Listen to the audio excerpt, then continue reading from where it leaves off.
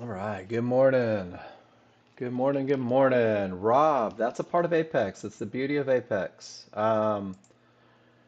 Is that literally you pay the monthly fee and then everything else is handled by them. And then once you qualify, you'll pay them either a monthly fee or a lump sum to continue doing it. But you don't have to have an account to do it. Yeah, it's a pretty good deal, without a doubt.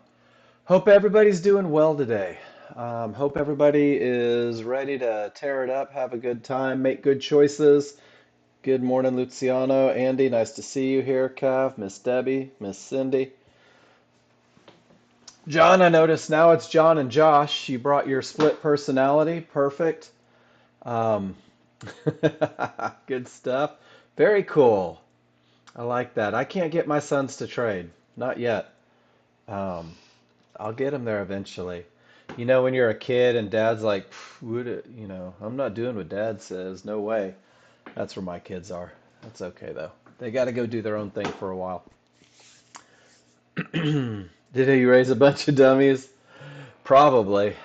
They're just like their father. So, no, man, when I was 19, my dad told me, he goes, I'll put you through college, whatever. Stay at the house, don't have any bills. And I lovingly replied, hell no, Dad. I'm going to move to Austin, Texas and be a bartender and see if I can spin my wheels for 7 or 8 years. And that's exactly what I did. Had a blast. Had such a good time doing it. 1925, that's too early to settle down, to find a career, I think. Go travel the world, have some fun. Anyway, you know what, Andy? We all do, but you got to do it when you're ready, right? I didn't start college till I was 30. If I would have done college at 18, I would have flunked out. There's no doubt in my mind. Um, if I would have met my wife 3 years earlier, we would have never gotten married. Just wasn't ready, so it happens. Guys, let's talk about advantages in terms of knowing when news is going to hit. Today's Wednesday, January 4th, and at 9:45 a.m. we do have Flash Manufacturing PMI, Flash Services. They are both high impact and both have the potential to make the market go absolutely crazy. It's never guaranteed that it'll make the market go absolutely crazy, but for me, knowing that it's there, knowing that it's going to happen, couldn't care less what they say. I just don't want to be in the way if somebody reacts. So, 9:45 a.m. we do have flash manufacturing. 10:30 a.m. we have crude oil inventories, which means that they're going to release the reserves numbers. And guys, there's always somebody waiting to react to that.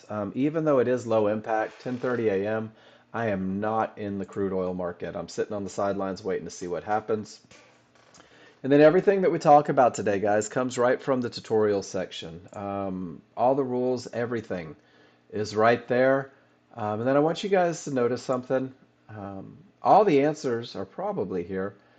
And then, John, I like this. John, you're doing a great job posting questions today. You're interpreting this as not odds favorable because you haven't seen a confirmatory tail on the top of the bar yet. Is this correct? Well, the answer is no.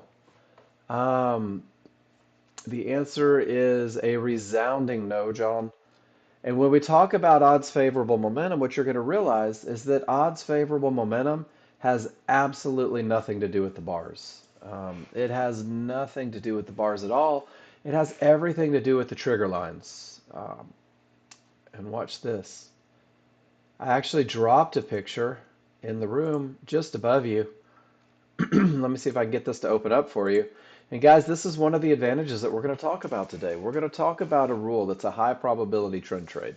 We're going to break it down into three parts, three rules. The first one being momentum.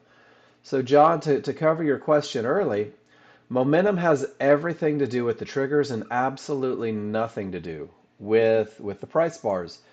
And that's because your trigger lines are a moving average. Your trigger lines are showing you, let's do it without areas. It's just a momentum indicator. That's it. For rule number one, it's nothing but triggers. How easy is that? Right? So we're going to simplify a lot. And I'm going to tell you right now, perfect. First the triggers, and then we're going to identify areas. And then if we have a clear path, we're going to look for an entry. And John, what you've just illustrated is that it's easy to add rules. And I don't mean that as a negative because I think everybody does it. It's easy to go beyond the most basic. It's easy to put yourself in a position where you want it to be more because if there's more information, well, then it's got to be a better situation. And the reality is that simplicity is everything in this high probability trend trade. It's only three rules. And the rules are pretty black and white in the beginning for new users. A trade is nothing more than momentum, a clear path, and an entry area. Absolutely. So what you're doing, John, is you're looking for the finish line, which is exactly circling those tails and the three rule conditions, but they're individual. So what you're talking about, and I like it very much because you're definitely paying attention in class. What you're talking about is when you have the three rules put together, circling that tail shows you where the potential entry was, right? And then just clear your mind. Notice the momentum illustrated by the triggers, and then the areas defined by the lines, and then the entry on the smaller, faster chart. So we're actually piecing these things together, and it sounds like you've got a great grasp on it. We're going to take the individual parts, guys, three separate rules, and we're going to talk about a high probability trend trade. And this is a trade that typically wins 70 to 80% of the time when the rules are met. This is a trade that creates an awful lot of confidence as you come through and you learn it because when you win, guys, can everybody hear me?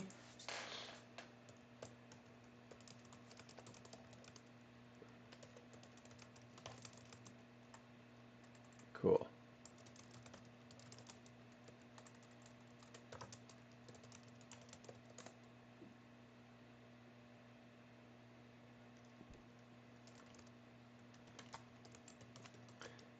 And guys, remember, if you ever can't hear me,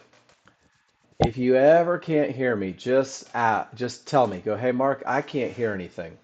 And then if you see 17 people put a Y in the room, it means that everybody else can. So hopefully BJ gets that. I'll send him a private. Oh, okay. He just logged out, so he'll be back in and we'll get him squared away. Three rules, guys, and we're going to talk about the pieces individually, right? And then putting them together creates a trade, the advantage of momentum, a clear path, and an entry area. This is your foundation, guys. This is your base. This is giving yourself the ability to read your charts. And when you have the ability to read your charts, you're going to understand three very key concepts. And I'm going to take you over to the tutorial section again, and I'm going to look at the three high probability rules. You're going to understand where the market is likely to continue. That continuation point is rule number three. That's where you're going to enter the market at the absolute best of the best spot. You're also going to understand where the market is likely to go, and you're going to use those key areas and the momentum to understand where the market has the potential to get to, and you're going to be able to use that for your management plans. BJ, you got me loud and clear now, I hope? And then finally, you're going to understand where the market is likely to stop. And those are termination conditions, guys. And termination conditions can just absolutely ruin your day. Termination conditions are where the people in control are reacting, where they are buying, where they're selling, where they're exiting, where they're entering. And you're going to be able to identify those on a chart and understand whether that area is likely to stop the market or not. Chart reading is literally 90% of your day. 90% of your day is spent waiting for the indicators to line up to give you a trade. I can tell you that I was in front of the market for nearly 3 hours this morning, and I took one trade in two parts because I had to manage out of it and re-enter it. But that's it. That's all I've done this morning. And I think I'm $150 from my goal, which isn't a bad way to spend the morning. Um, but we're going to keep it simple, guys, and we're going to keep it real simple. We're going to focus on these three rules first. And we're going to talk about these three rules and how they only need two charts in order to happen. And this is really, I think, the how it's kept simple. Is we take I'm usually in around 5:30 Central, Dwight. We're going to use and log on to my charts, not necessarily Discord. Nobody goes to work to get work done, right? Your large chart leads the way. Um, And I want you to remember this. The large chart is what the people in charge want to have happen. The large chart is going to define the direction of the market, and it's going to tell you which direction you should be looking for rules to be met. The large chart is going to define the momentum of the market. And guys, that's rule number one. Making sure that you have advantageous momentum. And then the large chart is going to define the areas that may be helpful or problematic. And that's rule number two, is making sure that there's nothing in your way, having a clear path. So your first two rules, 66% of your trade rules happen on the large chart, and they actually happen on one bar on the large chart. The most current bar is where we're going to look to get this information. Once you have rules one and two met, you're going to turn your attention to the smaller, faster chart. And this is a refinement chart, guys. This is a way to take that one bar on the large chart. Good morning, Mario. To take only one bar on the large chart and break it down into 15 to 30 bars on the smaller, faster chart. And it literally shows the movement within this one bar. We're going to use this refinement process in order to determine where the market is most likely to continue. And rule number three gets you into the market in that continuation spot. It uses that refinement process, that breakdown of one bar, um, and the rules are designed to get you in on a pullback. So keep it simple. And I'm going to go ahead and say it right now, guys. There are more charts that you can use. There are higher time frames. There's range charts. There's a lot of stuff that you can do with this software. I've seen some unbelievable things done with this software. But until you're a chart reader, until you can actually take it and break down that basic information, until you can really identify these advantages, or when the advantages are not present, quickly and simply without overthinking it, it's okay to keep it simple, to focus on the absolute best of the best. And that's what we're going to do this morning. We're going to focus on the high probability trend trade. We're going to take the first hour and we're going to learn the rules. What do they look like individually so that we can piece them together for a trade? We're going to learn the trigger line, the Fibonacci rules for when it's okay to trade. Guys, simulate. While I'm here talking, simulate. If you see a trade set up, go ahead, take it, right? Get into the market, get out of the market. You're on simulator to get repetitions, to get comfortable, to get okay with feeling the adrenaline of getting into the market. And there will be adrenaline for the new users. But what I really want you to do, and this is the first step in becoming a confident trader, is if you take a trade, win, lose, or draw, I want you to post it in the room. And I don't just want you to drop a picture in the room and go, hey, what do you think? What I want you to do is I want you to tell me why you did what you did. What made you go long in that situation? What kept you from, what kept you in the market? What got you out of the market? Where did you enter the market? And if you share this with me, and I know how tedious to have to type on a chart to make $1 million a year, if you share this with me, every time you post in the room, you get a private lesson. Every time you post in the room, it's a private session with me. So when John dropped this picture in the room, he goes, hey, Mark, here's a question that I have about what I'm seeing, right? Here's my chart. Here's my question. Can I get a little clarity? And that's exactly what we did. We stopped, we paused, and we began to talk about odds favorable momentum. And I'll start going through your charts and I'll start going through all of your trades after the first hour, after we discuss the rules, after you guys have an understanding of what it takes to get in and what it takes to get out, and then we can see how you're applying your chart reading. Practice, practice, practice, guys. Take 1 million pictures, post 1 million pictures. Be selfish. Oh my gosh, be so selfish with your time in the class. Because the more you post, the more you're going to get. And the people that post the most, these are the people that get to where they want to be the fastest. We're going to simplify. We're going to start with the high probability trend trade, a trade where each indicator on every chart agrees for the rules for the trade. This is your highest probability chance for success, guys. This is the one that wins more than it loses, that creates confidence. This is the one that is easy to manage. And we're going to talk about the entries, getting into the market for the high probability trend trade. We're also going to talk about a medium probability trade. I'm going to add this in and I'm going to give you a very rock solid plan for it. But a medium probability trade means that most of your indicators line up for a trade. However, a small issue exists. And if a small issue exists, then it needs to be managed a little more assertively. You might need to take quicker profits. You may need to get to a zero loss level a little sooner than you would with a high probability trend trade. So we're going to talk about both, and we're not going to branch out much beyond that unless you guys post a picture and say, hey, Mark, this is a trade that I'm working on. Let's talk about it. And in which case, I absolutely love to do that.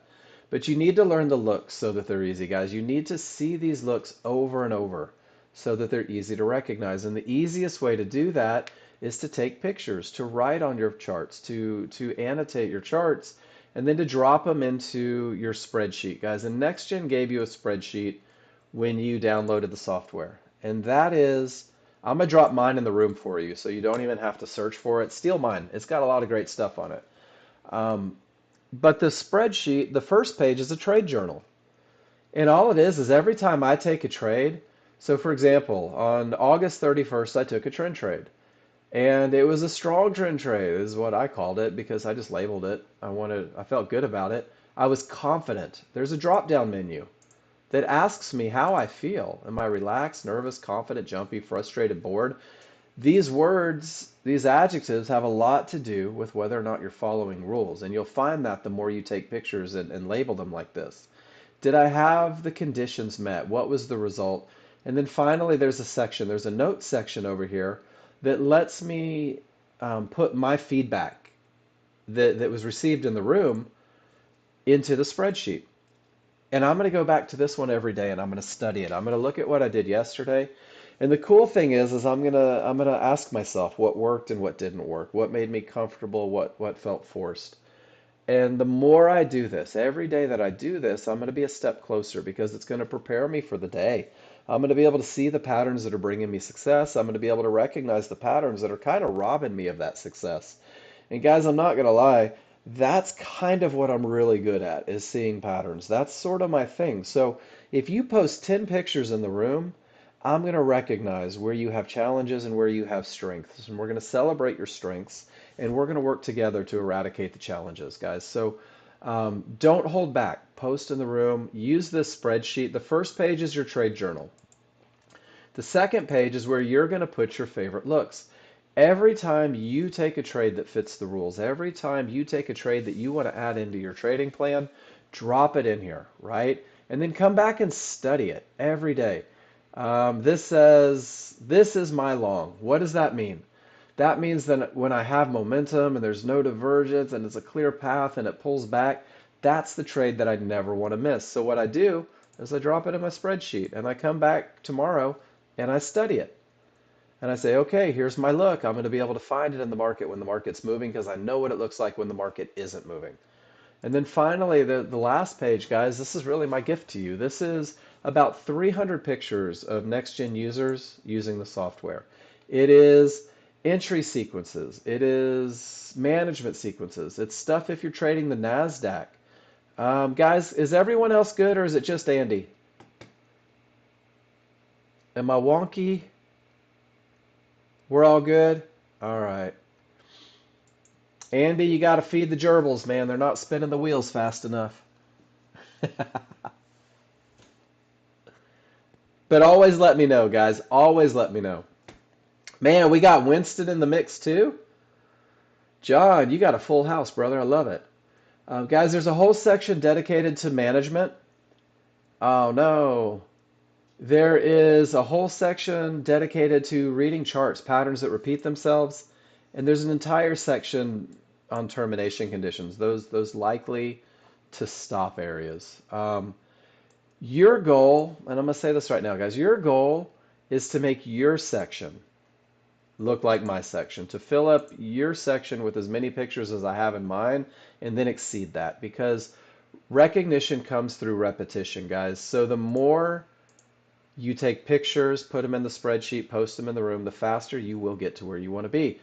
And we're just going to get in. BJ, still no sound? Uh-oh. Thank you for that. I didn't see that.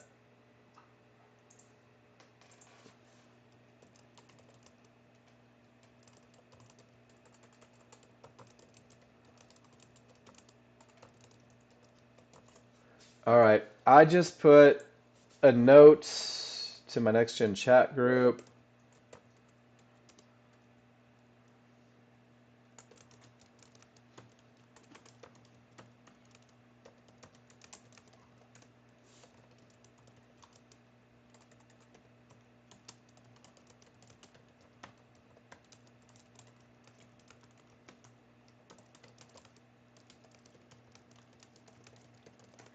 All right.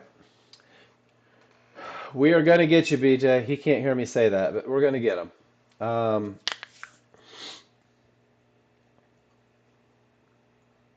Hopefully that works. I'm not sure who he belongs to. Oh, there he is. Cool.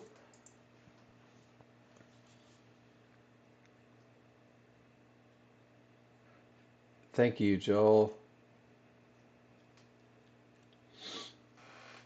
All right, guys, let's start talking about rules. And I really want BJ to hear this. You know what I think is I think off of here is there maybe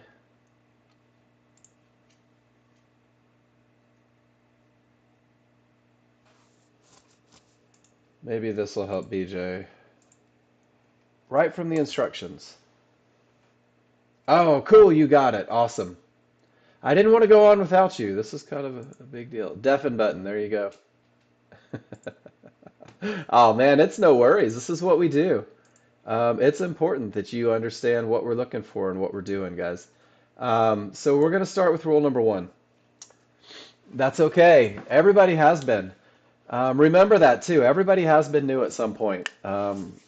And we all were new to Discord at some point. I had no idea, and BJ, I hate change. Um, and when John Novak switched over to Discord, man, it was like my OCD just hemorrhaged. It was horrible, but eventually you get there. Rules number one, two, and three, guys. Three advantages, recipe for a trade. Rule number one is going to give us momentum, and it is strong triggers that provide momentum. And I want to remind you guys that this is happening on the large chart. The large chart defines the areas, it defines momentum, and it defines direction. So when we talk about, we all did, Rob. When we talk about looking for strong triggers, one of the most important things is that you're trading with the trend. Um, that you're going with the direction of the market, guys. And this is the easiest lesson that you're ever going to get. Because when the background is green on your large chart, the market's going up. And when the market is going up, well, your only option is to look for rules to be met for high probability trend trades long. That's the easiest way to stay safe. When the background is red, it's going down. Look for rules to be met for down, guys. Um, and this is the beginning. If you just never fight this, it's going to eliminate a lot of mistakes. And let's show you just how easy it is. Let's pull up a chart. Guys, this is the S&P. Are we going up or down in the S&P? What do you think? Using the large chart, most current bar, background colors green. We're going up, absolutely. How about crude oil? First bar, background is red. Somebody knows this. But Mark, I don't want to answer. What if I'm wrong? Rob S., great job. Yep, but John, right now we're only talking direction. Only talking direction. Down, perfect. And now the NASDAQ. NASDAQ's going up, green background. And guys, I'm telling you, focus on this first. Make sure you know which direction you should be trading. And then once you've established the direction, the only way to have strong triggers is if the small triggers and the large triggers agree in color, not only with each other, but also the background. So John, you did nail it on that. Anything can happen. But in an uptrend, when the background is green, your small triggers and your large triggers have to be green. If they're not, you don't have momentum. Rule number one isn't met. The background is red, small and large have to be red. If they're not, you don't have momentum. Guys, your rule's not met. Sit on your hands and wait till they match. And then what strong trigger lines means is that the smalls have separated from the large. That space has been created between the two, whether it's going up or down. It has, and I'm just going to add this in because we got the great question earlier. It has nothing to do with the bars. It has only everything to do with the triggers, simplicity. When the smalls accelerate away, and I want you to think about them, they look like scissors, right? So if I take a couple arrows, when my scissors open, small and large separate the space between the two, the odds are favorable for the market to continue up, guys. This is what you're going to see is labeled OFM, odds favorable momentum. The market is likely to push in the direction of the trend. The market has the power behind it to potentially break areas. And really, odds favorable momentum creates so many advantages that it'll even cover some of the mistakes that new users make. In the downtrend, it's the same look. The scissors are open. The smalls are below. They've accelerated below the large. The space between the two lets me know that the odds are favorable for the market to continue down. This is your strong trigger look, 100%. And when you have this look, it's the most favorable look for buying Fibonacci support on that smaller, faster chart, that refinement chart, or selling Fibonacci resistance on that smaller, faster chart. These tails on the large chart represent a pullback, that refinement on the smaller, faster chart. We don't use them to establish momentum, but when you see a tail with odds favorable momentum, well, you know that there was a potential entry there. And guys, that's the best of the best. That's the strong triggers. And if we go back to the market, on the NASDAQ, the small or above the large, there is space. Give me a Y if you see that we do in fact have odds favorable momentum. This is a market likely to continue up. That's the first piece of the puzzle. So rule number one is met. But that's only rule number one, but pretty easy to recognize. On the S&P, there is no separation between the smalls and the large. I do not have odds favorable momentum. So once again, I'm just going to ask, guys, give me a Y if you see it. We haven't had odds favorable momentum for a long time. But this is still a market that's grinding up. But it's not grinding up with momentum that tells me it's likely to push. And then finally, this is crude oil. And John, you saw the transition where they didn't match. But now we're starting to see the smalls break away from the large. We're starting to see a little separation. We're at the infancy stages of momentum, the beginning of momentum. And if it decides to continue down, you'll probably see that gap widen. So strong triggers leads the way, guys. Strong triggers on the large chart gives you that advantage of momentum. And then when the small triggers work their way back inside of the large triggers, like we saw in the S&P, this is a weakening of the large triggers, and anything can happen up or down. It doesn't mean that the market won't continue up. It just means that there's not so much momentum that we can clearly see it through the separation. Anything can happen, very often precedes reversals. Anything can happen, happens a lot as you come into key areas and people might be ditching their positions. And I took this picture this morning that kind of shows the life cycle of momentum.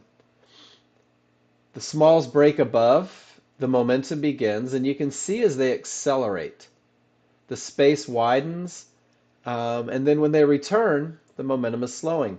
Guys, the areas in the middle, this is where life is easy. This is where it's the best of the best. This is where things happen that make it easiest to continue with the trend. So that's rule number one, guys. And rule number one is happening on the large chart. Rule number one does not happen all day long. It'll go from odds favorable to anything can happen to odds favorable to anything can happen. And then once you have it, we go to the second piece of the puzzle, the second advantage. And that advantage is a clear path. And the only way to have a clear path is if you have not reached one of these key Fibonacci areas. If termination conditions are false, there's room to your targets because we got to get where we're going. The areas that may behave as a termination condition, the areas that may stop the market. And I like to remind you guys that they're easy for you to see, right?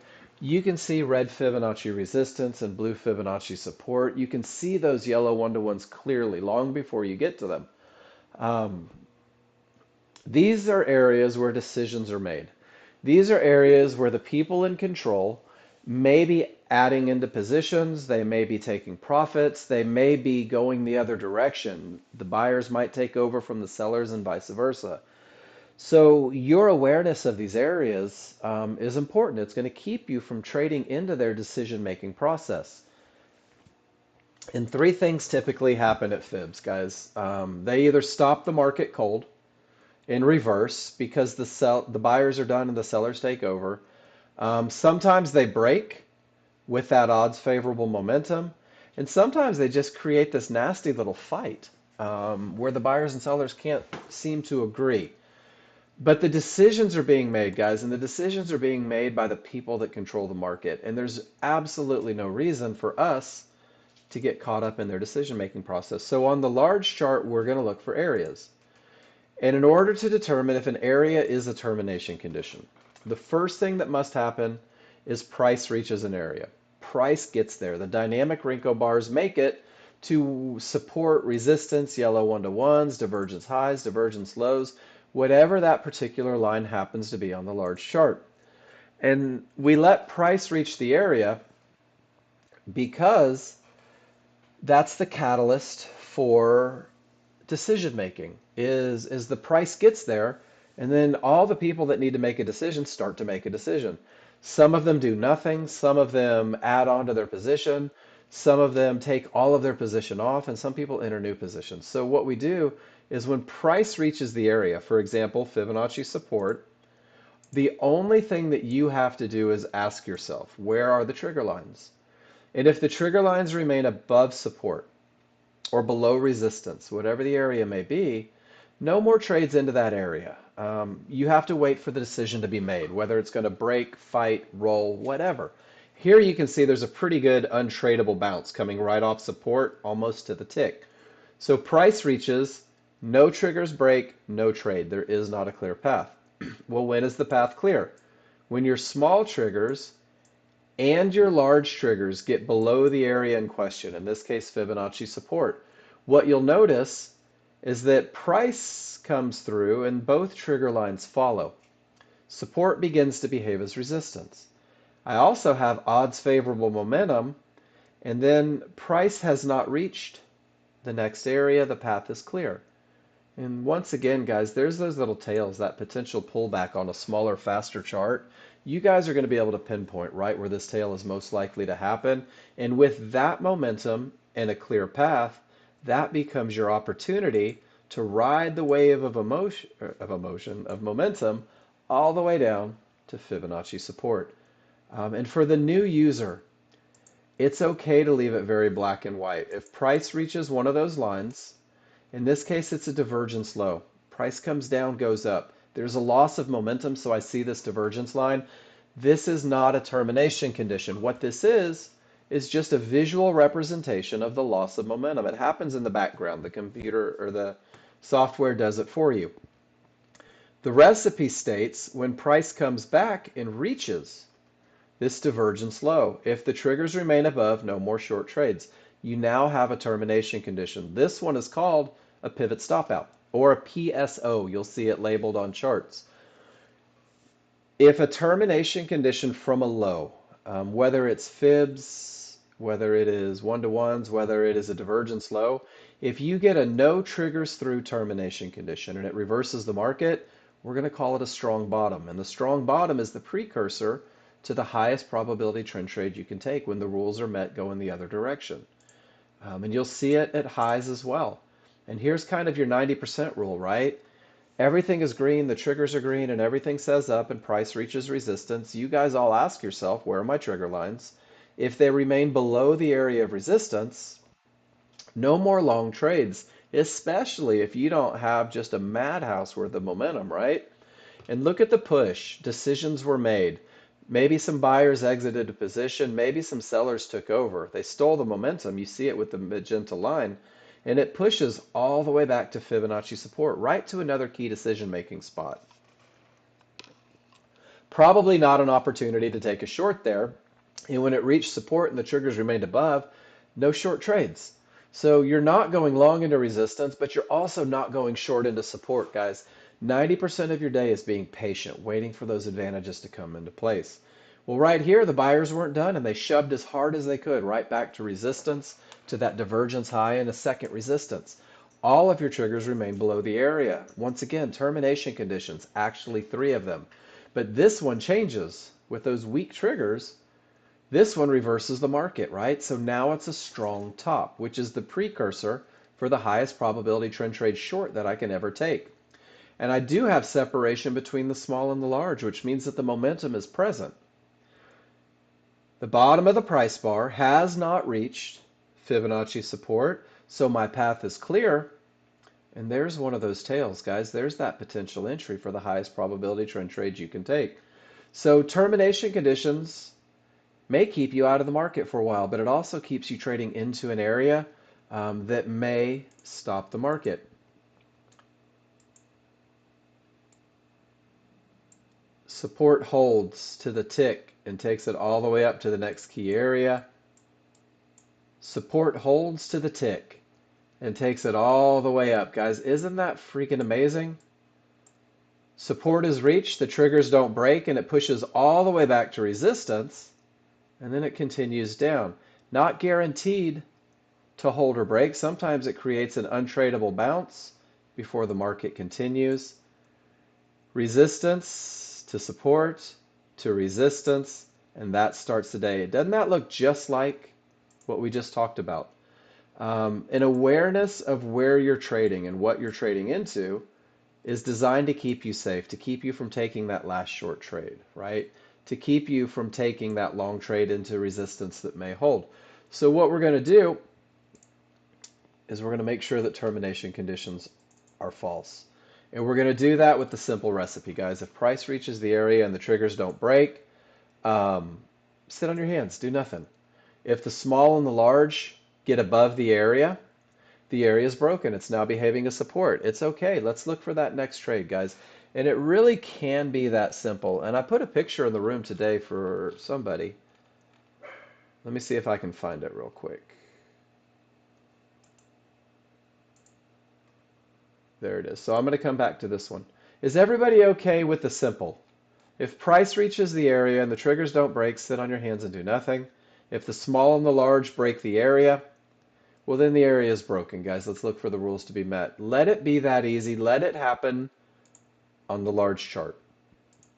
And then the next option is there are always areas with the potential to break, guys, because strong triggers can break areas.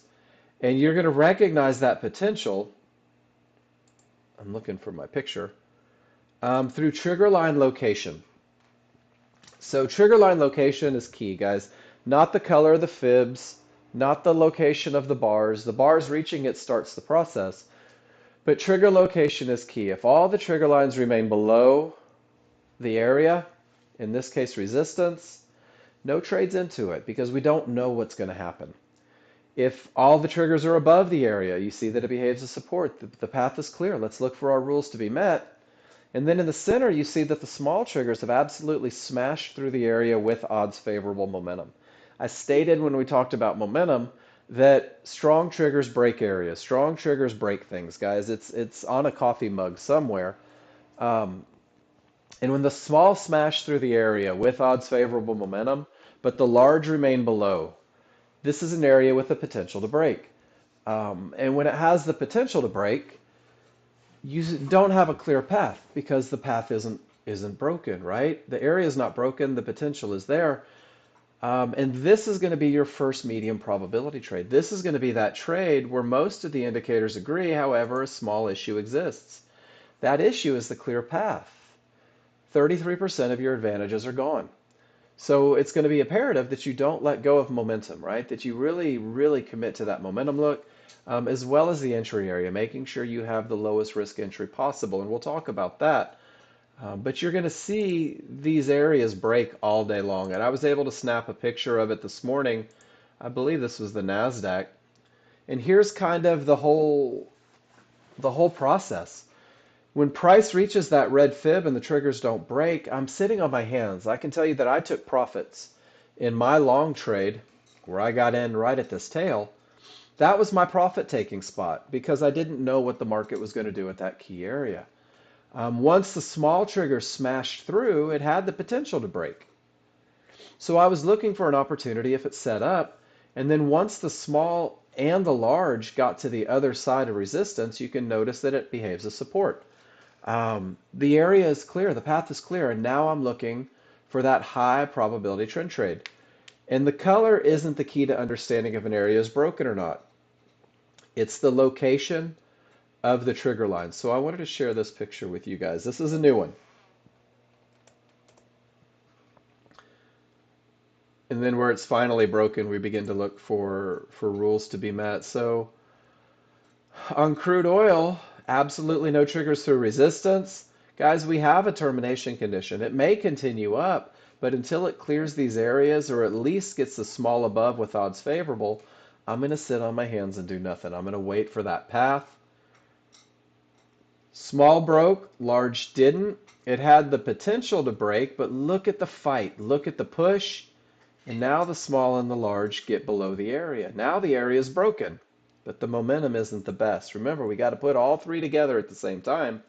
And then there's those weak triggers. And look at the push. Right off that, anything can happen. Kind of crazy, right? So the rules are simple.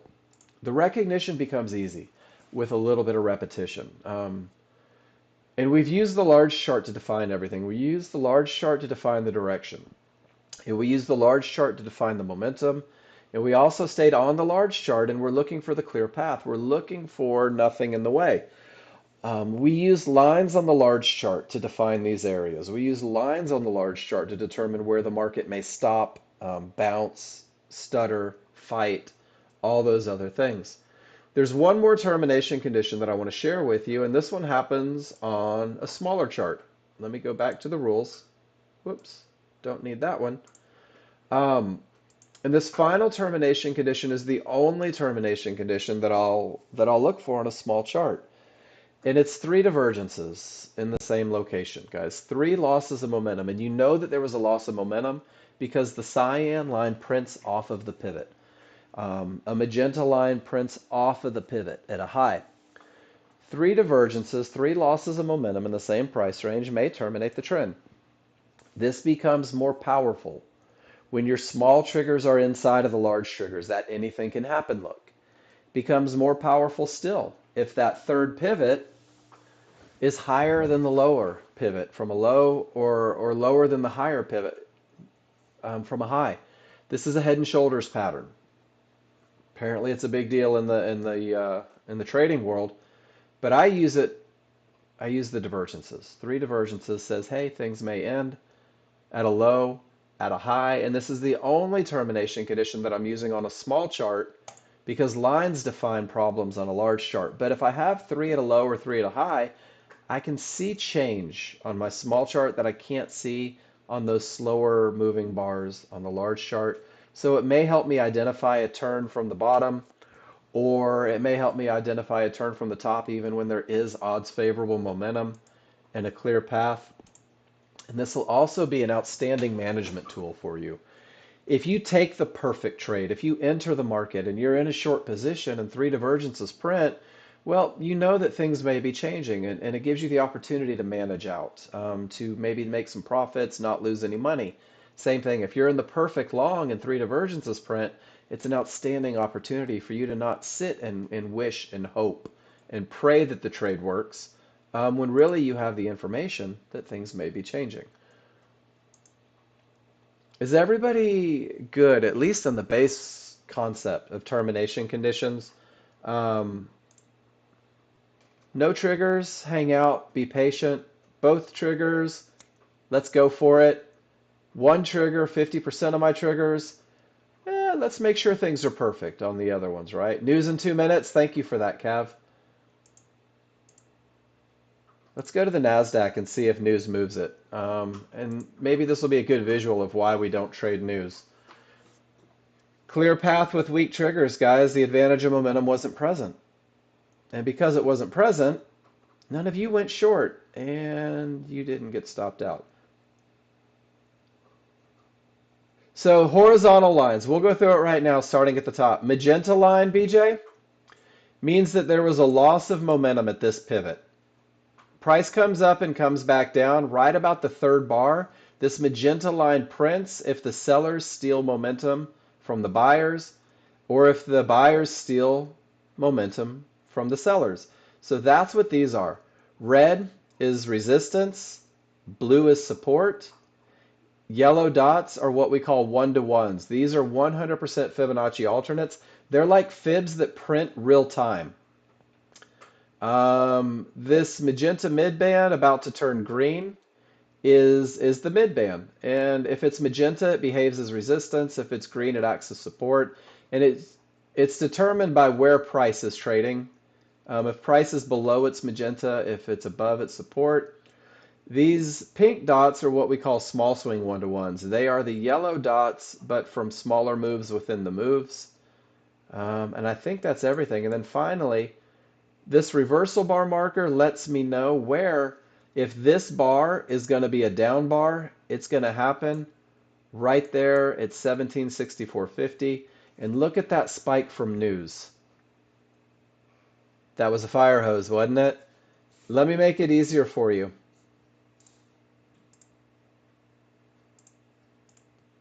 Here's a roadmap with everything that I just said, so you don't have to take it in at once.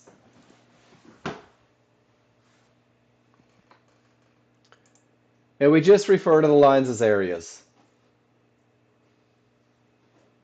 Look at the fight in the market. Guys, this is the NASDAQ. Didn't break up to the midband, broke but no momentum, didn't break to the tick. You're watching a battle right now. You're watching a battle between buyers and sellers.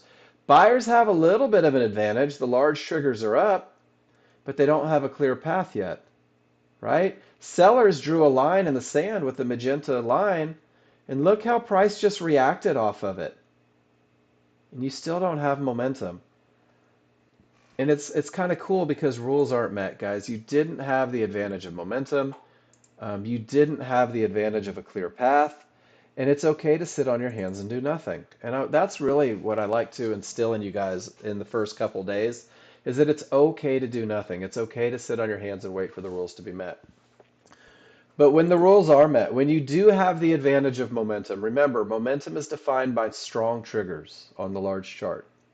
When you do have a clear path, when you haven't reached one of those key areas, it's not a termination condition, you do have room to your target, the large chart's done its job. It's used that one bar to define everything that you need to look for an entry.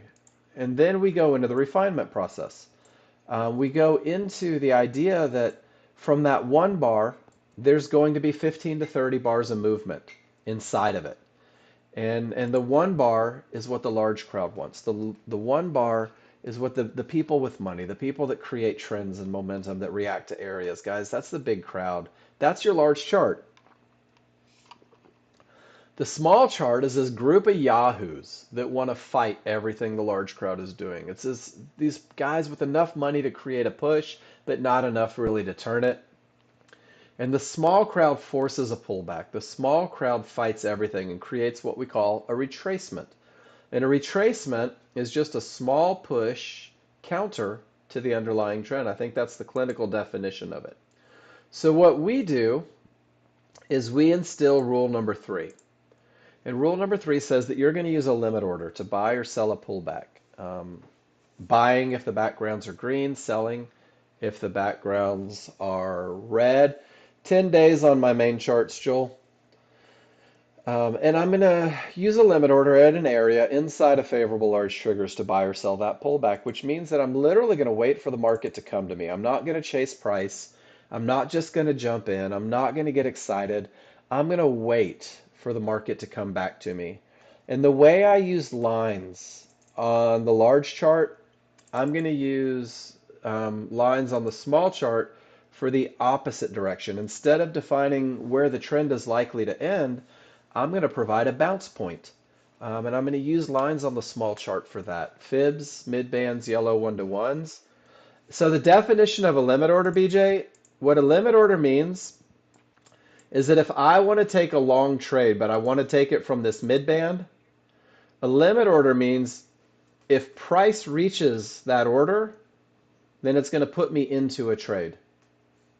So I can literally wait for the market to come to me rather than chasing the market. And I don't fight termination conditions. That wasn't the right trade. But I can, and if I want to go short, I can right click above price and put sell limit. And if price retraces to my limit order, it will put me into a position.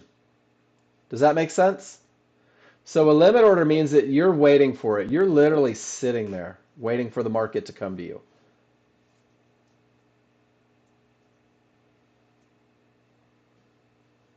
So see how it's coming up? Notice how my large chart has momentum and my large chart hasn't reached support and my small chart pulled right back to resistance inside of favorable large triggers. We're about to talk about this entry. I'm using limit orders 99% of the time. 99% of the time, BJ, I'm waiting for the market to come to me.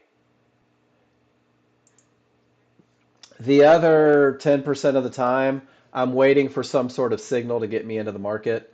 And then you NASDAQ traders, look how those small triggers behave to support. That's a nuance to the NASDAQ. But when I'm waiting for entries, oh, Cav, let me see.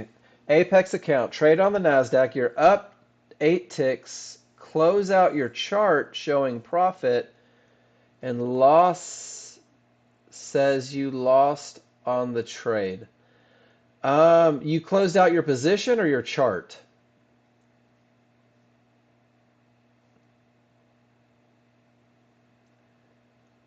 Did it show you having already exited the position?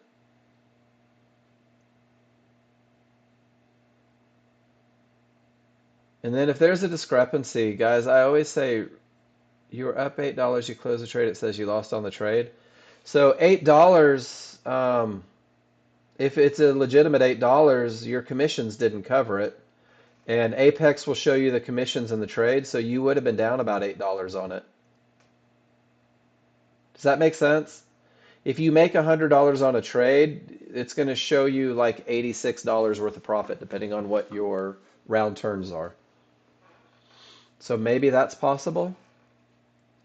It was a profit of 640, but it shows that you lost it. I would reach out to Apex and have them review that trade and see what's going on.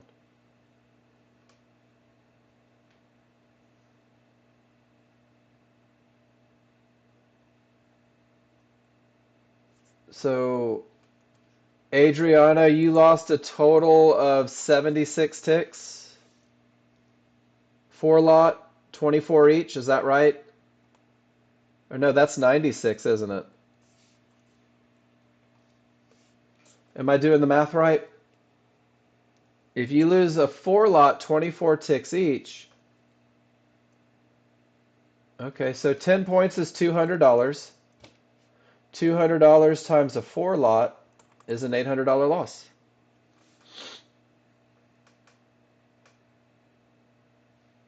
Does that make sense? It's it's 5 ticks or $5 a tick. Oh no, so every 10 points, there's well no, if it's ticks, that's it. Adriana, show me a picture of your chart rather than me trying to do math. I was an English lit major. And this just turned into algebra.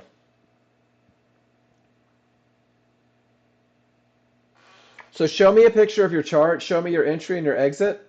Okay. Did it hit your stop loss? Okay, so 24 ticks at $5 a tick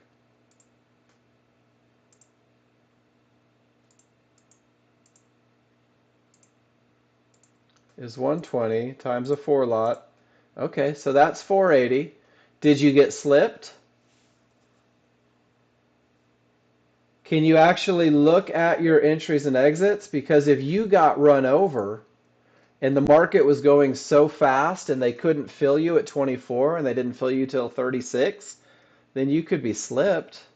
That happens if you trade it into news sometimes when you get a big spike. Send me the picture. Make sure you show me the entries and the exits on there. And I'm going to get back to entry rules for the high probability trend trade, and then we'll take a look at it. Guys, rule number 3 says that we're going to use a limit order to buy or sell a pullback at an area inside of favorable large triggers. Favorable large triggers means that your large and synthetic triggers are wide and angled in the direction of the trend, that your large and synthetic triggers are overlapping one on top of the other. When you have this look on your small chart, it creates what we call the smallest window of opportunity, the smallest point for a bounce for continuation in that trade. And we're looking for the lines, fibs, midbands, yellow 1-to-1s, to be inside of those favorable large triggers. So what we're going to do is when the large chart says up, when the large chart has momentum, when the large chart has a clear path, we're going to turn our attention to the small chart, guys, and we're going to go through the whole process right here. Large chart says up, large chart says odds favorable momentum, large chart hasn't reached the next area, so the area is clear. So we're going to turn our attention to the smaller, faster chart. Adriana in at 55, out at 45. So 10 ticks times 4. Shit, it's math. But I have you out at 55. So 10 ticks times 20 is $200. So you lost 200 per contract. Because 55 minus 45 is 10, right? Guys, I'm struggling with math this morning. I'm not going to lie. If any of you math majors want to come in and help me out, I don't know. It should be a $400 loss, I think. No, because 5 points is $100. So yeah, you lost 200 per contract, Adriana. I took college algebra 4 times. So Adriana, from 55 to 60 is $100. From 45 to 50 is $100. From 50 to 55 is another $100. Right? So every 5 ticks is $100, which means you lost 200 per contract. The math actually works out.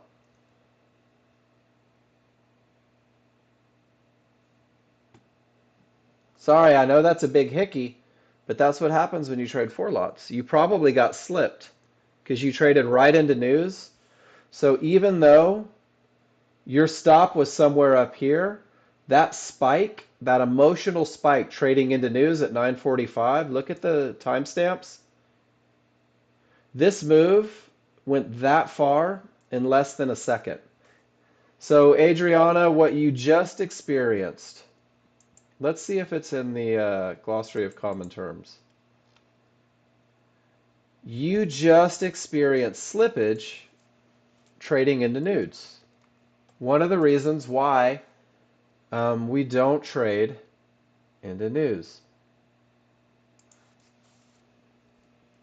Slippage in a trade. So let's see if we can find it.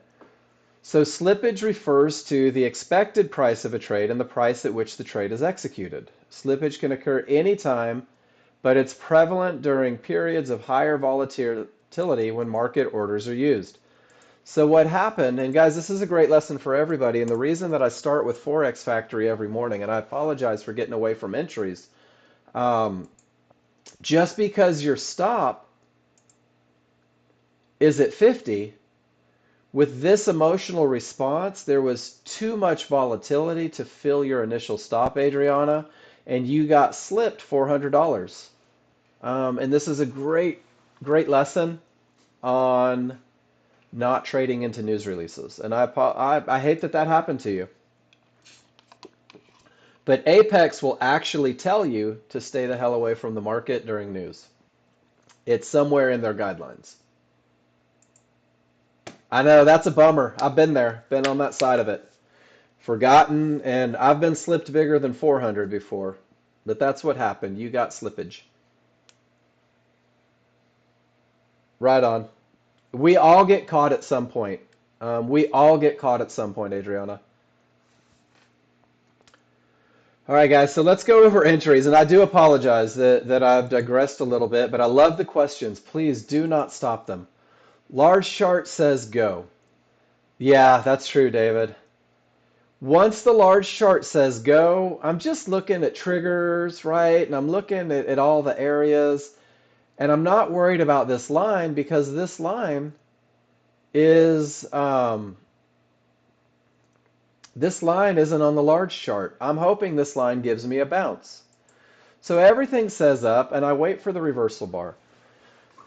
Guys, this is the small crowd doing their thing. This is the beginning of the fight. This is the retracement.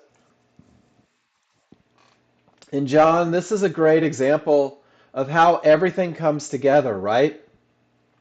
Large chart, only the triggers told me that I had momentum. On the large chart, not reaching the next area let me know that I have a clear path. So now the small chart is where we tie it all together. And what we're looking for is not a tail on the large chart, but a pullback to an area inside of favorable large triggers. And the pullback begins with the reversal bar. So at the time of the reversal bar, I'm going to look for my triggers, guys. And it doesn't matter if the large are over the synthetic or the synthetic are over the large. What I'm doing is I'm looking from the highest point of the triggers to the lowest point of the triggers. And this is where I'm going to look for areas. This is where I'm going to look for fibs, I'm going to look for mid bands, and I'm going to look for yellow one-to-ones because I need a place for the market to bounce. The triggers are great, but I want one of those lines on my chart to create a bounce point. So I'm going to refine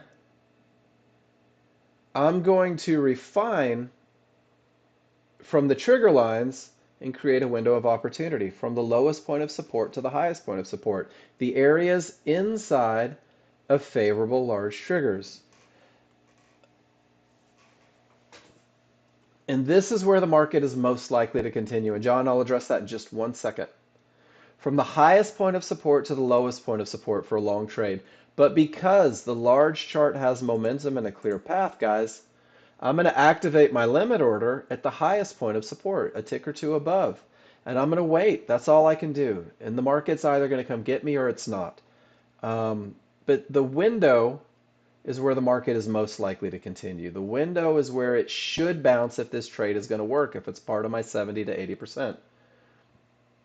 Is everybody okay with that? And guys, these entries are on the spreadsheet that I dropped in the room, and I'll drop it one more time. This long entry is in the spreadsheet. Just above it, there's a short entry. And what you're going to find is that when you piece it all together, when you take the entry, if the trade works, if it is a winner, let me get to the picture, that's where you're going to see those tails. That's where you're going to recognize after the fact, historically, that everything came together to produce the trade.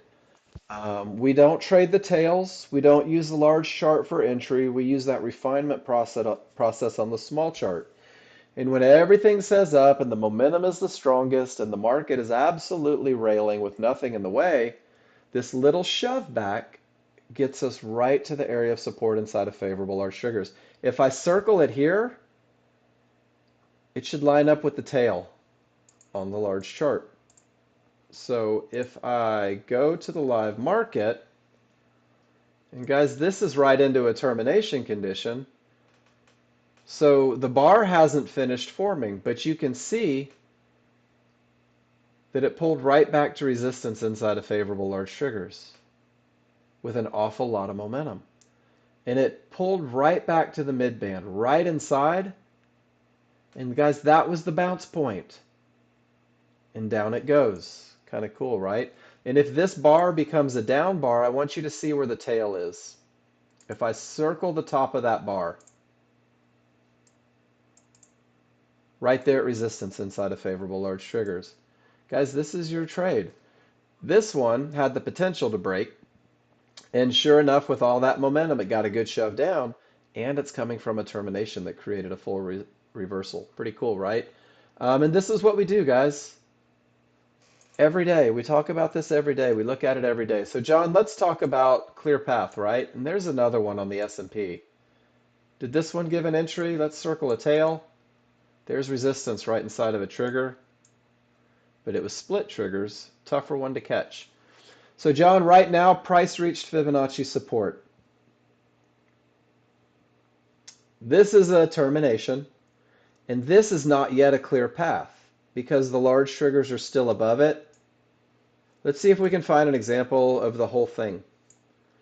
Price reaches the area, and we do absolutely nothing, right? So as soon as not the trigger hits an area, and I think I just caught this one, price reaches.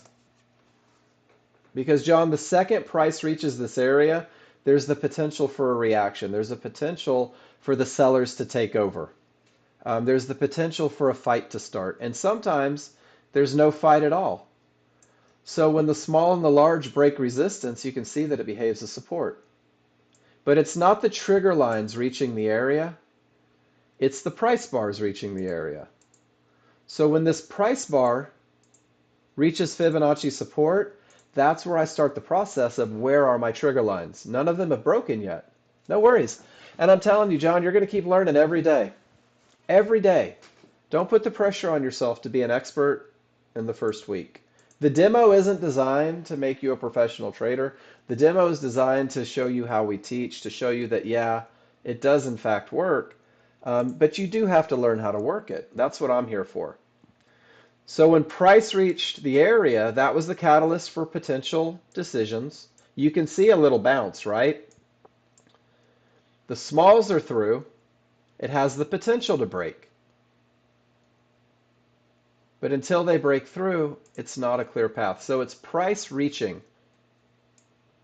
that's the catalyst for decision making. Notice how one of them pushes down. The area never broke here, right? You guys see that? Smalls were through, large were not.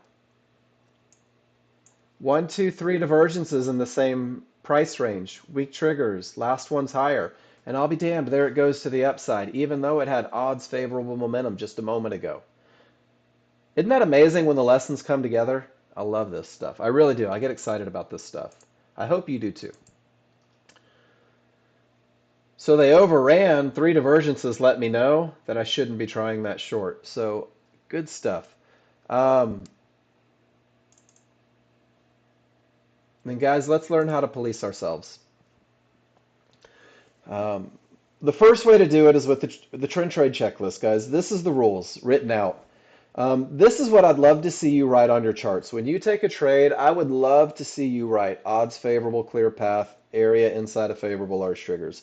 Tell me why you're taking your trade. If you're not annotating your charts, guys, you're not reminding yourself what's going on, right? If you're not talking about the advantages, then maybe you're not looking for them. And what happens is when you write these rules on the chart, it allows you to visually see. So if I take this picture, and I'm going to take it right now because this is a good one.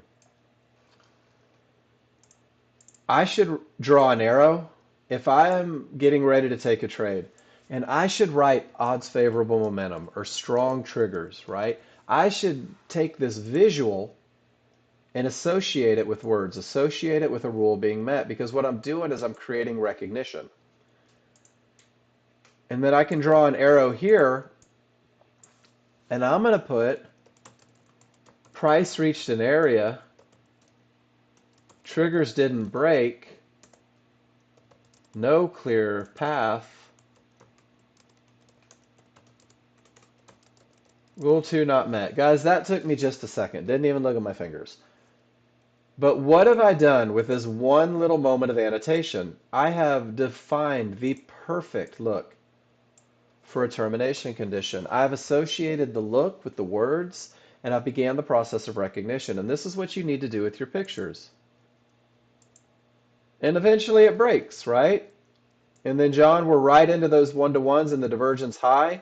Price reached it, triggers remain below. And that's where we say, let's hold on a second. Let's wait and see what happens. And guys, this is what we call not your money.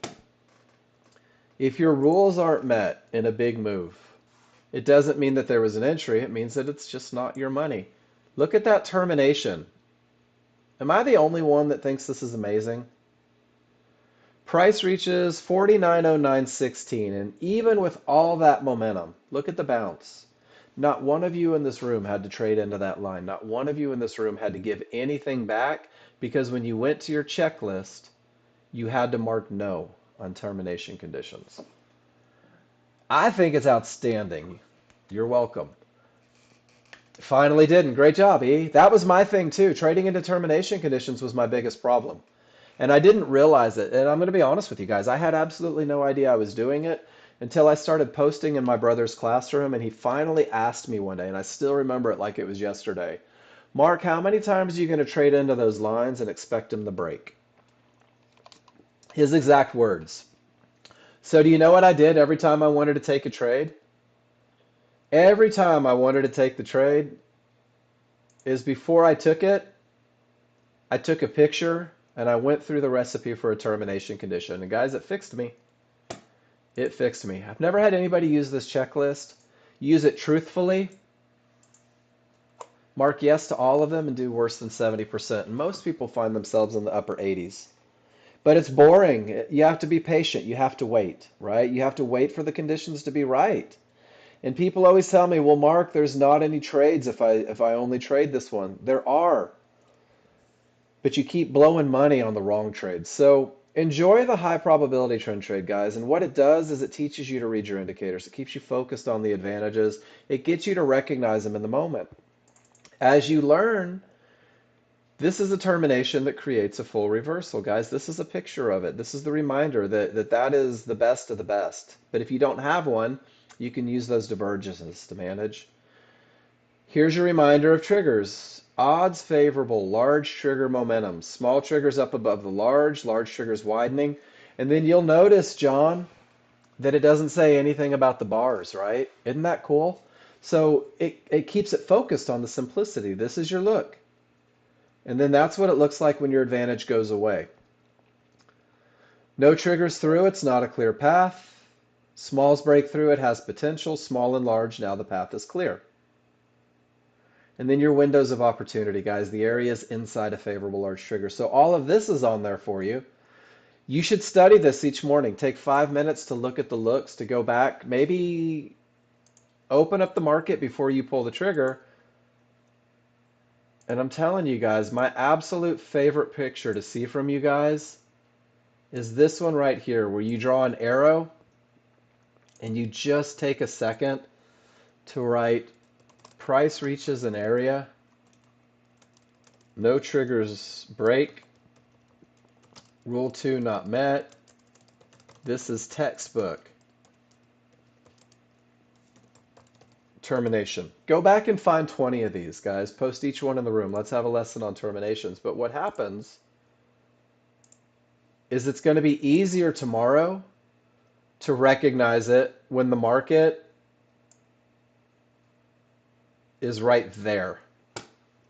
Because that's when it became a termination condition, right when those price bars reached it. So go through and take these pictures, guys. Take them all the time. Put them into your spreadsheet. Make sure you know. And then even better, take the picture of it bouncing up and say, thank God I didn't take that trade into a termination condition. Rule number 2 kept me safe. I'm developing trust in rule number 2 every time I take this picture. I'm developing trust and odds favorable momentum every time I take this picture. And that's the idea, guys, is to develop the trust so that you can take the trades without hesitation. And then, of course, one of the smartest guys I know trading told me that if you don't have a plan written, you don't have a plan. And if you don't have a plan, you are more likely to fall victim to emotion and to hopes and to wishes and to wants. And a plan keeps you accountable, and a plan keeps you consistent. Because what happens is you do the same thing every time, because you know it provides a statistical advantage. So Your plan will develop from your ability to read charts. Most of you, if you're brand new, don't have that yet, and that's okay. You're right where you should be. You're learning the looks.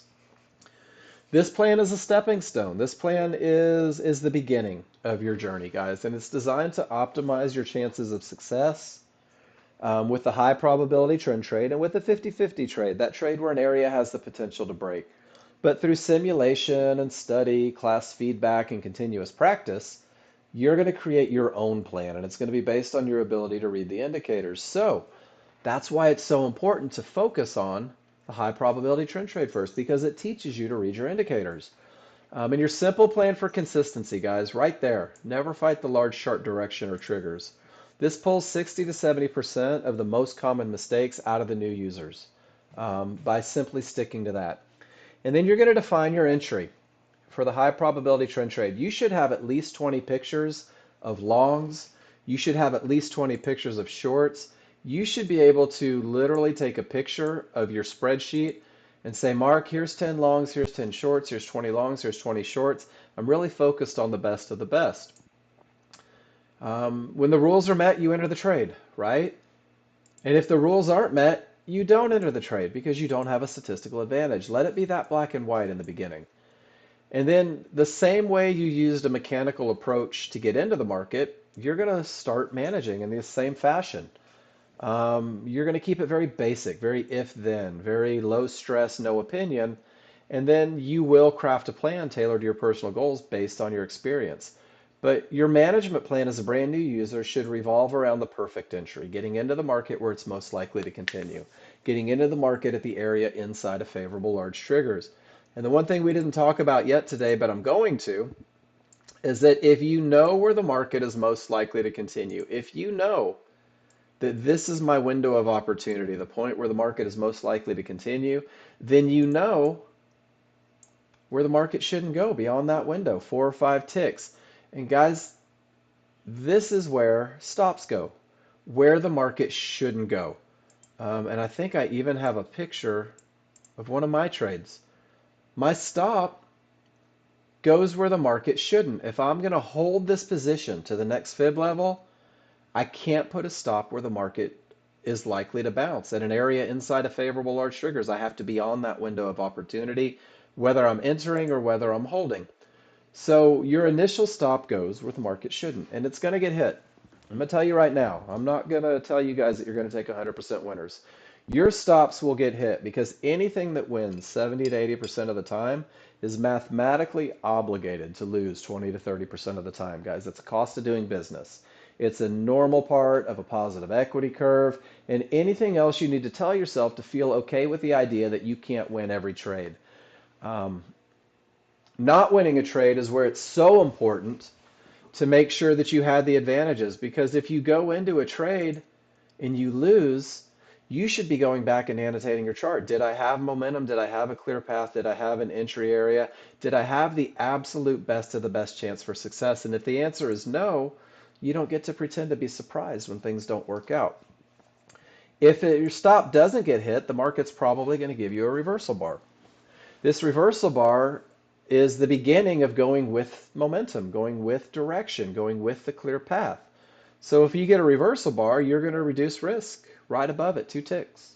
You have gone from the highest possible risk outside of the window of opportunity and you've minimized it. You've managed your risk before you've ever managed profits. And you've actually managed your risk not only with the stop, but by having the advantage of momentum, by having the clear path, by taking your trade where the market is most likely to continue.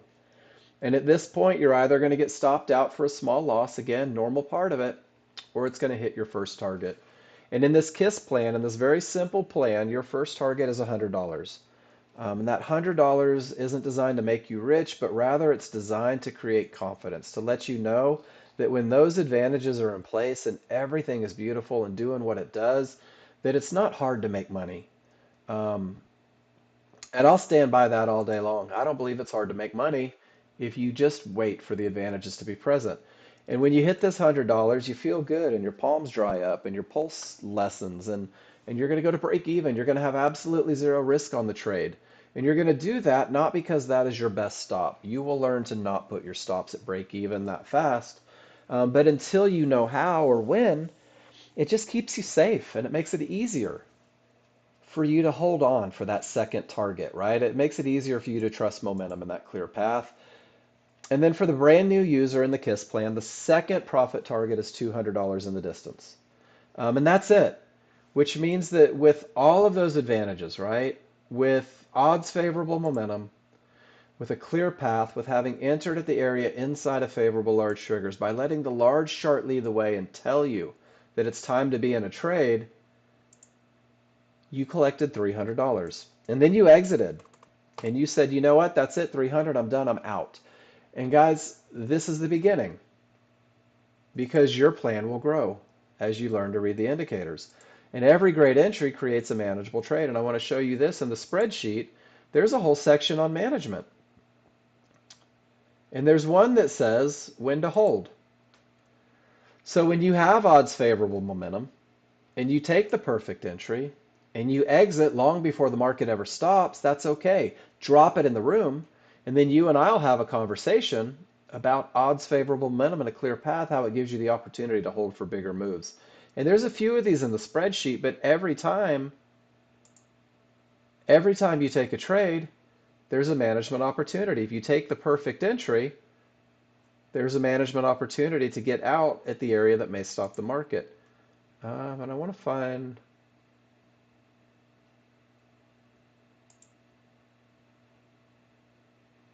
when the market looks like this, I'm holding. Waiting is the hardest part. Amen.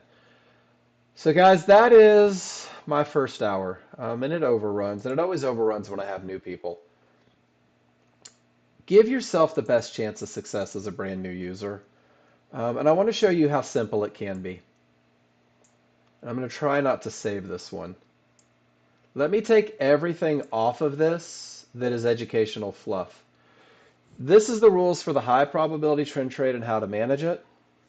This is the rules for the 50-50, that area with the potential to break, and how to manage it. And it's less than a page, guys. It is less than one page. And I'm going to tell you right now, I have had people follow this KISS plan as brand new users. I've had people follow this KISS plan and in their first 30 days get funded with Apex, with Top Step, with one of those fundings because they gave themselves the best chance of success. They're taking trades that have been proven to win more than they lose, and they're taking them in the most effective fashion. I can't make you use the KISS plan. I can tell you if you are an old user coming back and you're losing more than you win, the KISS plan is a great way to regroup. If you are a new user and you're trying to catch every trade instead of the best trades, the KISS plan is a great way to stay focused. And it revolves around advantages. It always does. It revolves around two charts. It revolves around momentum. All these things that we look for. Termination creates a full reversal. Full reversal gives me odds favorable momentum. My large triggers are not through support. So if I choose to take this 50-50 trade, my window of opportunity extends from the highest point of support to the lowest point of support inside of favorable large triggers. Do you guys see how quickly that just happened? I identified the direction, I identified the momentum, I determined whether or not my path was clear, and I know exactly, because of areas inside of favorable large triggers, where it's most likely to continue if it's going to continue. But I also said out loud, it's not a clear path because my large triggers are not on the other side of support. Does that make sense to everybody? That's literally how quickly you're going to be able to do it. That's pre-trade, guys. My large triggers are down and my small triggers are up. I don't have odds favorable momentum. To hell with crude oil. I want nothing to do with it. Not my trade. Larger up, smaller down. I don't even have to talk about the areas of resistance that created this giant bounce. I don't even have to talk about four divergences in the same location because I know I'm not going long into a termination without momentum, and I know that I'm not going short into a termination without momentum. 90% of your day is spent reading indicators, guys. The more pictures you post in the room, the more questions you ask, the faster you will be able to read your indicators, the quicker you'll get to your goals. And And that's the first hour. Thank you for being patient. Thank you for listening. I know that I talk a lot in the first hour. The second and third hours are designed to be interactive. The second and third hours are your hours. So I'm going to go back to the top of the room after I take a little break, and I'm going to start clicking on everything that you guys posted, everything that you guys asked. I'm going to revisit your questions, John, from earlier today. We're going to look at everybody's charts, and I'm going to go back to them, and the only thing that I'm going to do is I'm not going to say, hey, you did a great job. Hey, you didn't do a good job. We're going to talk about the advantages. Your job to get the best feedback, though, tell me why you did what you did. There's a few of you, and you know who you are. If you've been with me for a year, guys, I know why you did what you did. If you've been with me for 2 years, I know what you're thinking, right? So I'm going to talk it out and we're going to talk about the advantages. But if you're brand new and you're not writing why you did what you did on a chart, you are shooting yourself in the foot because you're not creating a repeatable scenario. You're not telling yourself, this is why I did it, this is what I saw, and you're not giving yourself the opportunity to learn how to be a chart reader. It feels like a lot of work, guys. I can't believe that if I want to make $1 million a year, I have to write on charts and present them in the room. This is bullshit, right? Absolutely. Grade A, to be precise.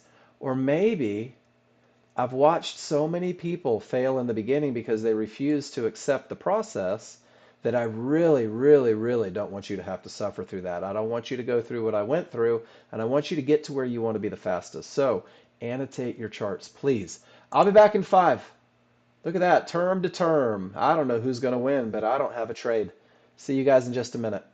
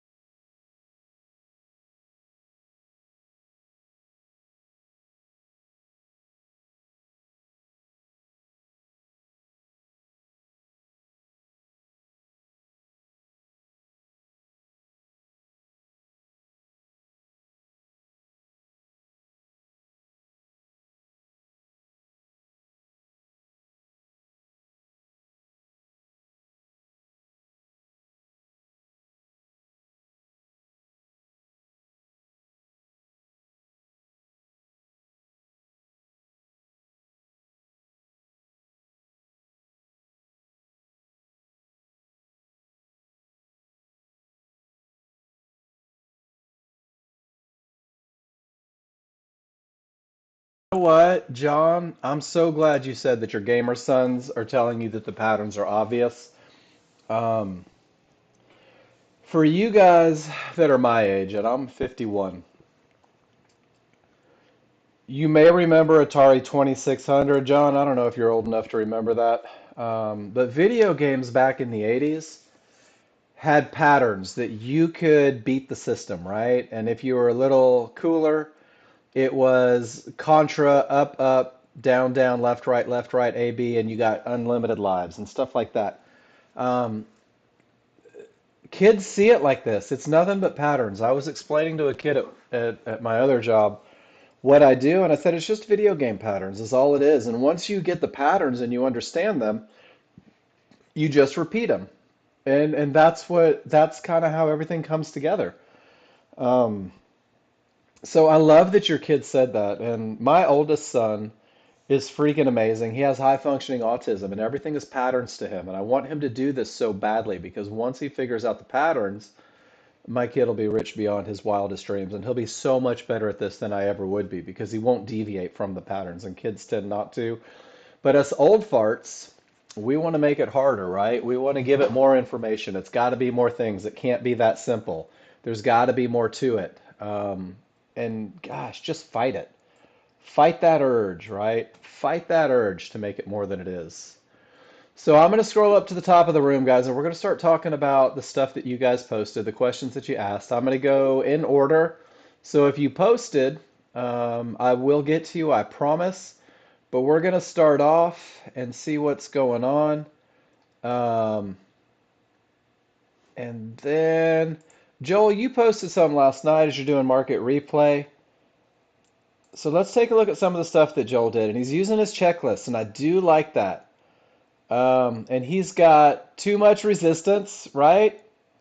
And it's not even that it's too much resistance, it's resistance, and absolutely no trigger lines came through. And sure enough, it creates a big old untradeable bounce that pulls you out. Rule number two for the win, right?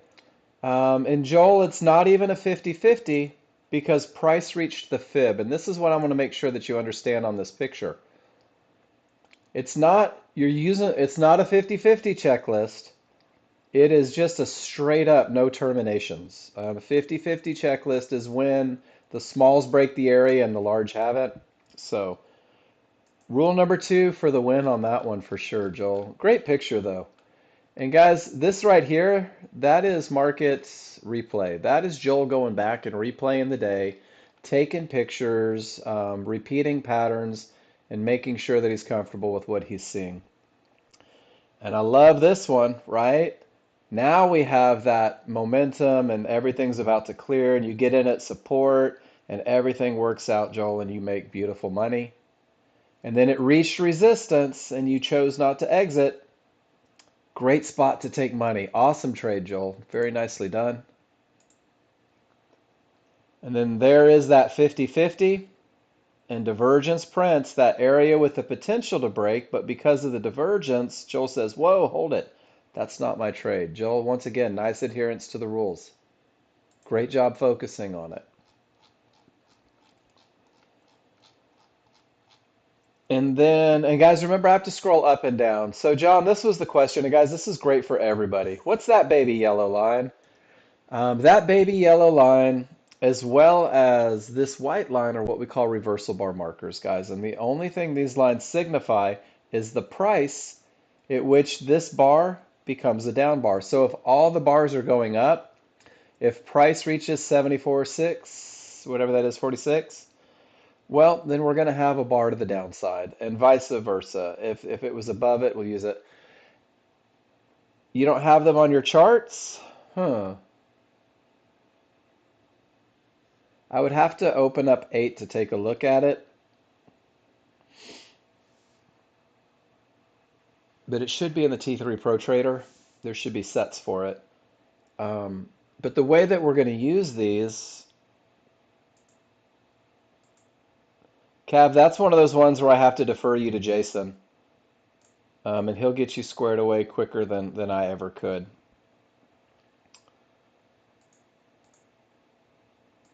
But the way that we use them initially So John, the yellow ones are going to be on the small chart typically, and the white ones are on the large. It's just different colors differentiating is all it is. Are they the same color? Are both white? They're both reversal bar markers. Um,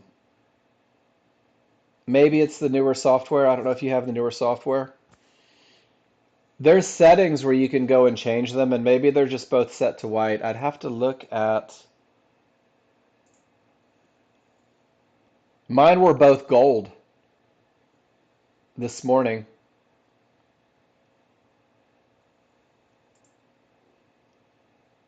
One was gold. Mine were both gold. So it's not the color so much, it's the location. Yeah, it's the exact same bar.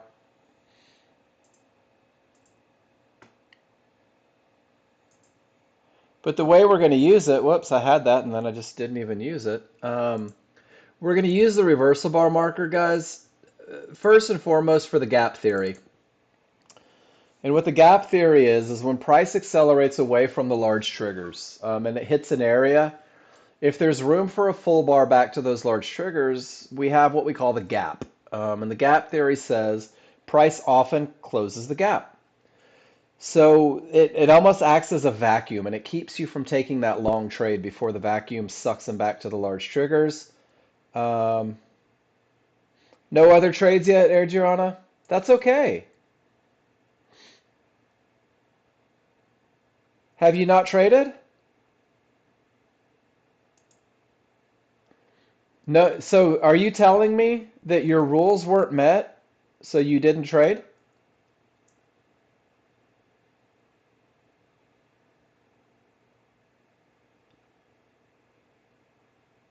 Because that's outstanding. Well, the news is done. 10:30 news is over. It's done. So, Adriana, what you're realizing is that there's just not always a trade, and if you're being patient, that's an outstanding victory. So I like that. Guys, seeing the large triggers below the reversal bar, it just lets you know that the gap is in effect, right? That's all it is, and that's how you'll use them first, is for the gap theory. It'll let you gauge when price is likely to pull back and close that gap. So, John, thank you for posting that question in the room.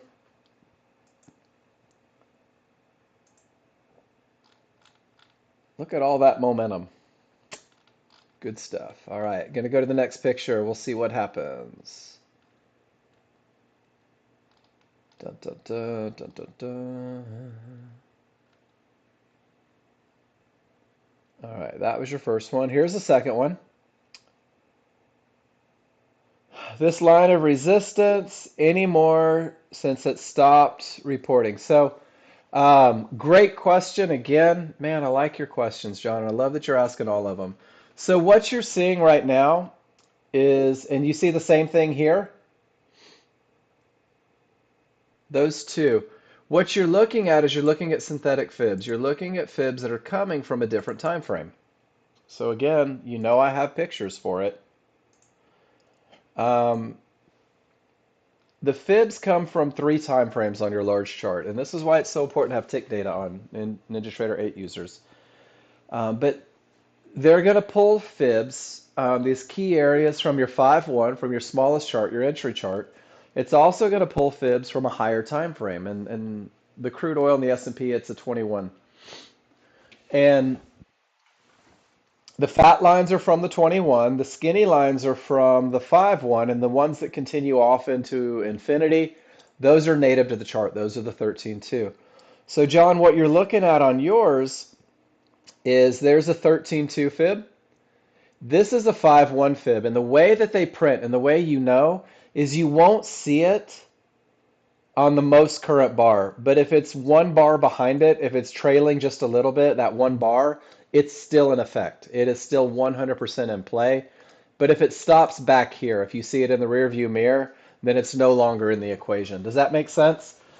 And the same is true for one-to-ones and stuff like that. Is for whatever reason, it's a programming thing. It doesn't print over the most current bar, but you can see it. If it's over the previous bar, then it's still in play. If it's 3 or 4 bars back, rear view mirror at that point. Great question. I'm telling you guys, this is how you get to where you want to be. Everything that you want to know, just drop it in the room and we'll talk about it. And what's cool is it lets me know maybe what I need to focus on a little bit, maybe what I need to add into the curriculum. So you guys make me better when you do this. And then, John, that's that reversal bar marker as well. And I think that it just happens to be white on your NASDAQ and it was yellow on your crude. So it's the exact same reversal bar marker. And then Joel, everything says down, the path is clear, the entry is perfect, and the profits are made. Couldn't do that one any better, Joel. You know what? I'm going to steal this one and I'm going to go to my spreadsheet and I'm going to take this one and I'm going to put it, you know what? I'm just going to put it under client trades. Joel, you're going in the Hall of Fame for this one. All rules met, high probability trend trade. This is what I want to catch every day, guys. So if you have it in you, steal Joel's picture because it's the perfect short. Oh, I put Joe. You're Joe now, Joel. Sorry about that. But it's odds favorable. It's coming from a termination that created the full reversal. And it's a pullback right to resistance inside of favorable large triggers. And Joel takes it all the way down. Absolutely outstanding. And then Cav does the same thing. Screaming momentum, everything says down.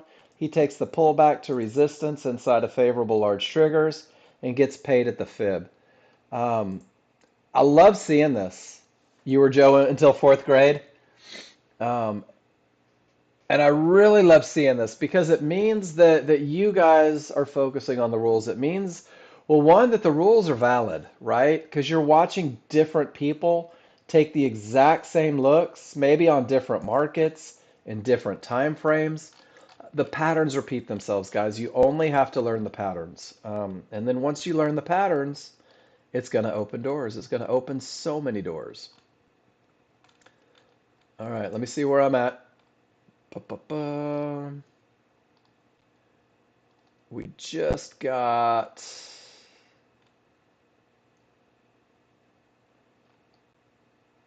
We had Joel's, we had Cabs. All right, Gino, let's see what we got, my friend. Nice to see you in the room, Gino. And Gino doesn't appear to be in the room anymore. That's okay. Weaker triggers, but everything down. Gino takes an opportunity to go with direction, momentum, and gets out at fibs. Gino, nice short. Not high probability because there's not momentum, but still great look. Everything says down and Gino goes down. And then John, there's that fib lesson, right? Color doesn't matter. And I can't stress this enough, guys. Color doesn't matter on the fibs. What matters is trigger location. Don't overthink it. Because the fib may turn colors. It may change colors before it's actually broken.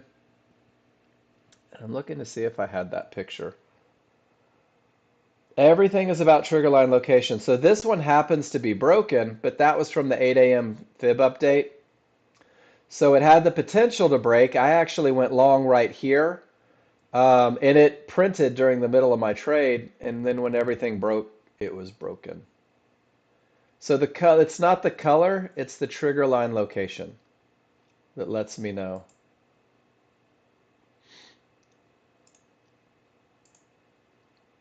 And then Farrakh, weak triggers, divergence, fibs, one-to-ones, it comes back down. You have odds favorable momentum, and you are 50-50 on a divergence low, Farrakh. So I noticed that you didn't talk about your potential terminations or your path, right? So we're 50-50 on a divergence low. I've had one divergence, and you didn't take it. I've had two divergences, and you take it beautifully. Right? Notice how the triggers are split, and the only area inside of a trigger line for rock is resistance. And it also happens to be the resistance over here. And then sure enough, it comes down. You get paid. Beautiful. Three divergences in the same location, and look how it pushes up, right?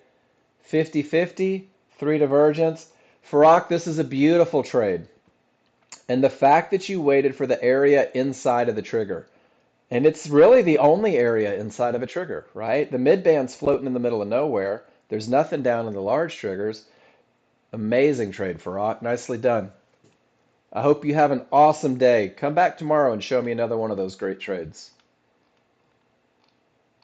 Momentum for the win, guys. Momentum, momentum, momentum. And then you start refining from there. All right, scrolling back up to the top. See where we're at. All right, John, Josh, and Winston.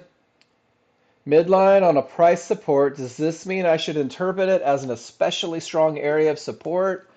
Is this any different than if there were two blue fibs close together? John, you're asking the best questions. You really are. Um, so let me answer it. If a fib, oh, there's two more pictures, Farak. I'm sorry.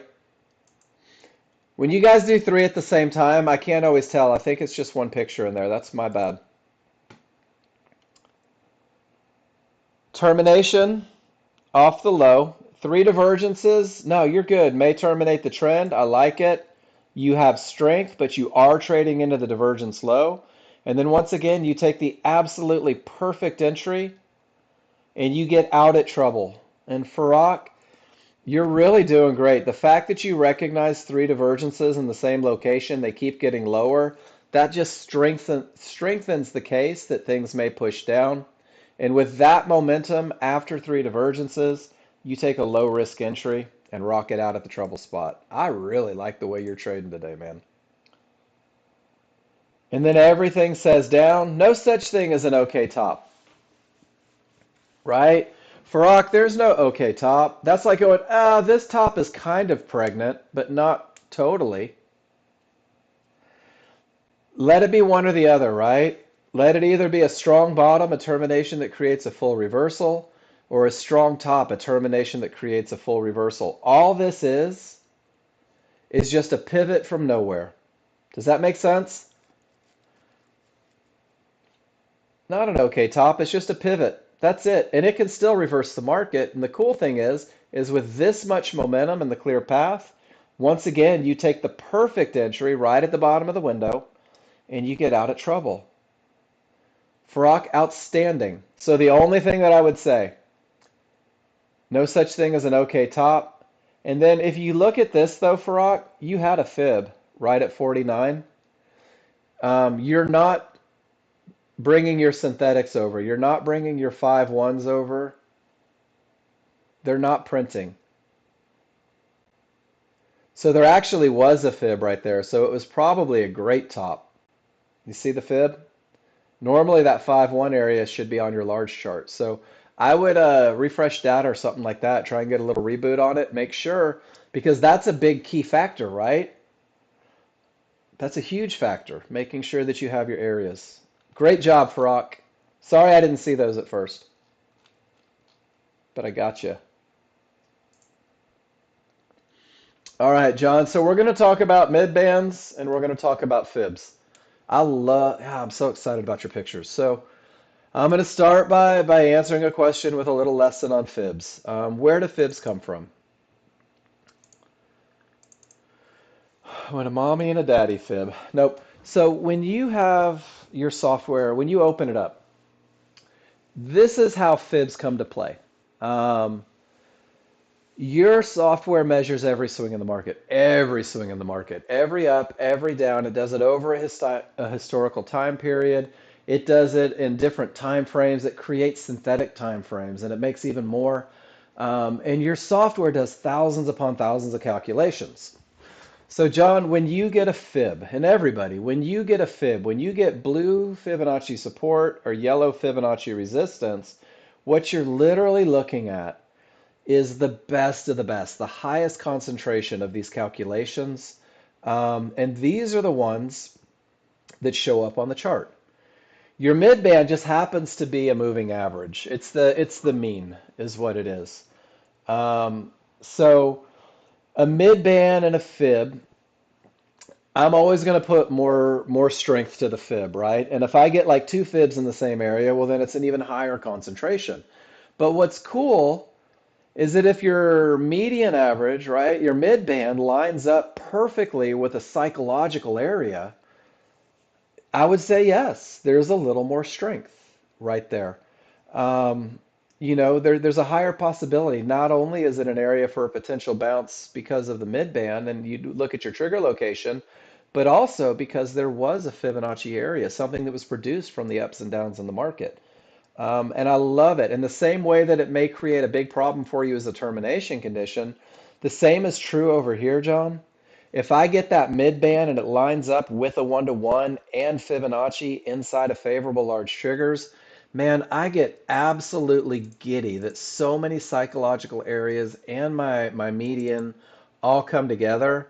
And when I get a window of opportunity that looks like that, where things begin to stack one on top of the other, absolutely it adds strength to the trade. So I hope that helps. And I love this lesson because it amazes me that my brother did this. Brothers aren't supposed to be that smart, but somehow mine managed. All right, who's next? Dun, dun, dun. One more for you, John. Let's see what you got. And you're interpreting this as not odds favorable momentum because of the tail. And I think we covered that one, right? That momentum has everything to do with the trigger lines and nothing to do with the tails. The tails just show where a retracement was.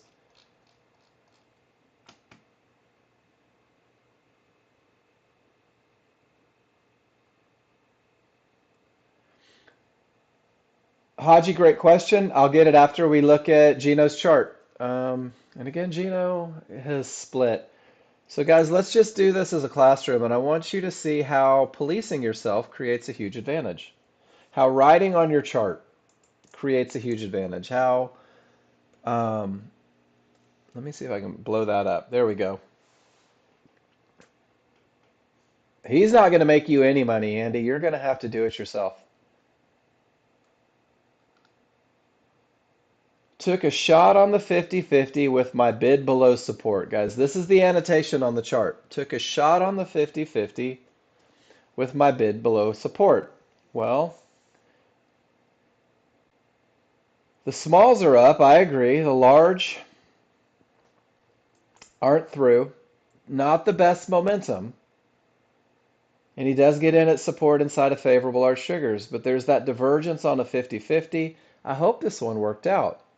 But there's a lot of problems. Weekend triggers right at an area, and it's not just a fib, it's a fib, divergence, and yellow 1-to-1s. And you're losing momentum on the smaller chart. It does, right? Um, so you don't have a clear path, nor do you have momentum. The only thing that you really have there is an area inside of favorable large triggers. Um, Without that odds favorable momentum, areas are less likely to break, and I think that's such an important lesson. And then Craig, 50-50, right? Termination, full reversal, smalls are through, large are not. You take the pullback, but not in an area, not inside of favorable large triggers. How'd that one work out? I hope it worked. With that much momentum, sometimes the market doesn't blink. Sometimes that's the best you're going to get, right? But I always ask people when I see this entry, I always ask people when I see this entry, you're cool with the 6 tick loss if it pulls back to the triggers though, right? And I think it's just an expectation, is it may go to the triggers. And if it goes to the triggers, you're going to take a loser. Are you prepared to take another trade? That's the only thing, guys. I like this trade. It's a momentum style trade. Price cleared the area. It pulled right back to it. There's tons of momentum. It's odds favorable. It's from a termination. Like everything about this is absolutely beautiful. And that was crude oil. Let's go see if we can find. I want to see what the market did after. Hey, look, a tail. I'll be darned. Um, I'd love to see what crude oil did there. So it's probably this one right here, around 942.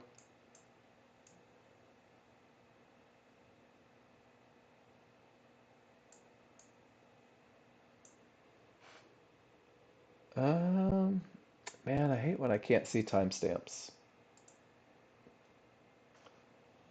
Price was 74.92. Price, nope. So we're back a little further.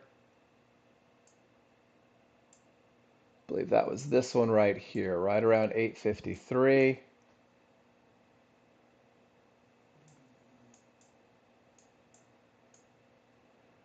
This is why I ask for timestamps, because I have absolutely no idea where that trade was.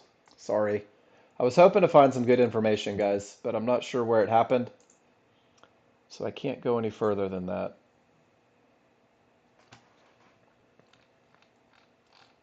I love the trade, though. Momentum for the win, probably. Especially from a termination that creates a reversal, guys. That it just pays dividends. It so pays dividends. All right, so Haji, you asked about split triggers, my friend. Haji says, let me read it out. I don't know what I just clicked on there. Um, not sure where that came from, but that's okay. Haji, so you don't want to take an entry that is in between the two large triggers on the small chart. If the triggers are split, you want either side, one or the other. So let's go to my spreadsheet real quick, and I've got a picture called split triggers. But essentially, yeah, Haji, so what happens is your large triggers, your synthetic triggers, they're moving averages, and price tends to come back to the moving average. And I believe they called it regression of the mean or recession of the mean yesterday. The guy's smarter than me threw that out there. Um, so when the areas line up inside of the triggers, we expect it to come back to the triggers, but the triggers aren't guaranteed to make it bounce, right? So the areas inside really do it. But the problem is if the triggers are split, is I don't know which trigger it's going to go to. I don't know if it's going to be the top one or the small one. And if I have a midband floating right in the middle, I don't know. I don't know if it's going to make it. I don't know if it's going to come down to this one or if it's going to go to that one. And this is a great example right here where he gets in the top trigger and it pulls down to the bottom trigger. And this is the reason that we talk about every day, favorable large triggers, letting them be stacked one on top. Um, it's a scam, John. Shut them down, report them. John Novak will never ask you guys for money. He'll never ask you for anything like that, any personal information over Discord. If you get that, it is a scam. Please, please, please report it instantly.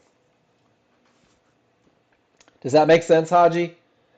We expect price to return to triggers. I think so very much. Um, and then there will be a time, Haji, where you're okay taking this trade, right? Probably not right into resistance, but if you just had the best termination ever and you've got the strongest triggers ever and you've got the clearest path ever, you may say to yourself, I'm willing to take it at this top spot. There's no divergence, nothing. I'm not expecting a bigger, deeper push. I'll take it here all day long.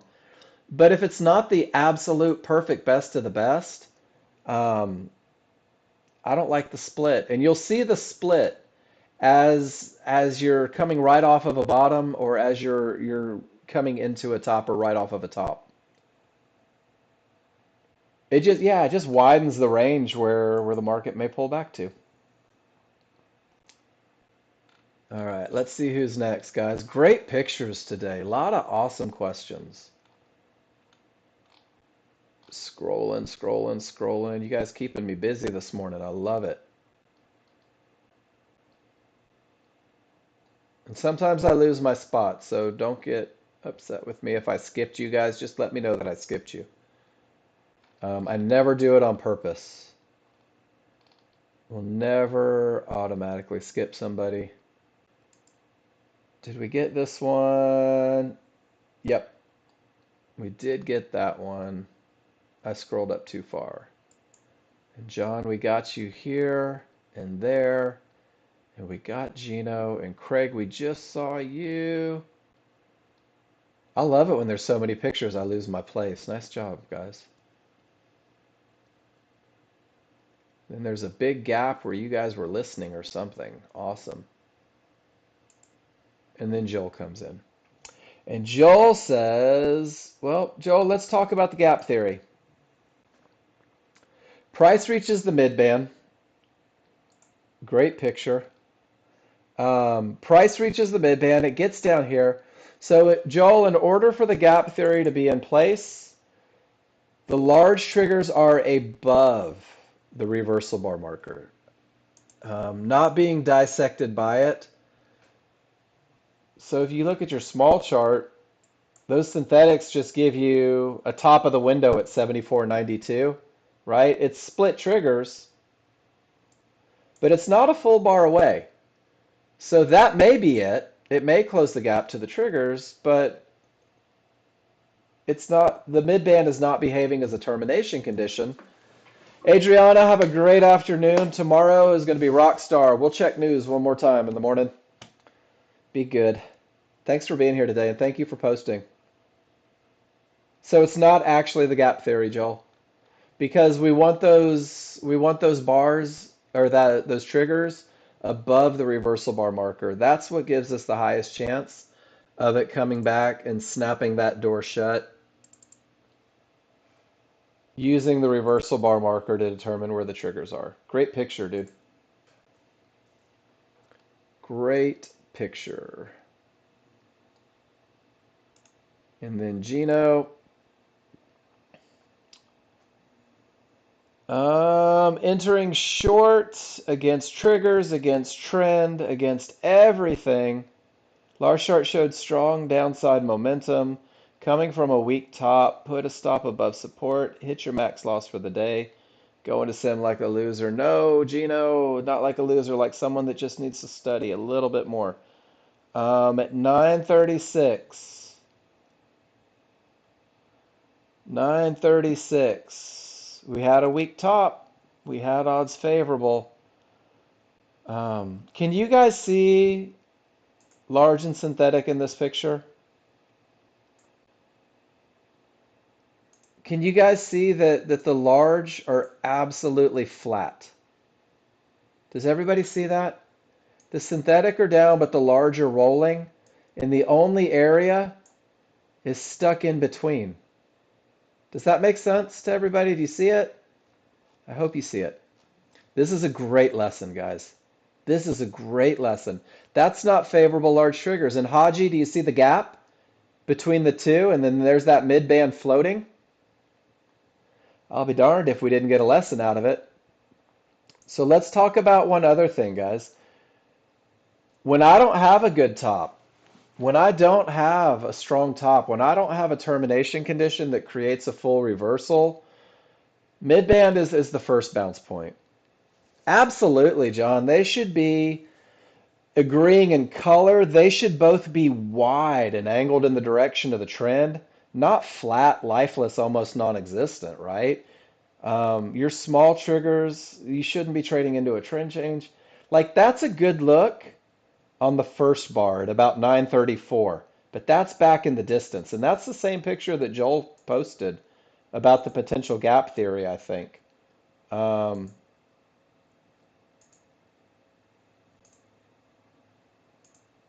well, I don't know where Joel's picture went. There we go.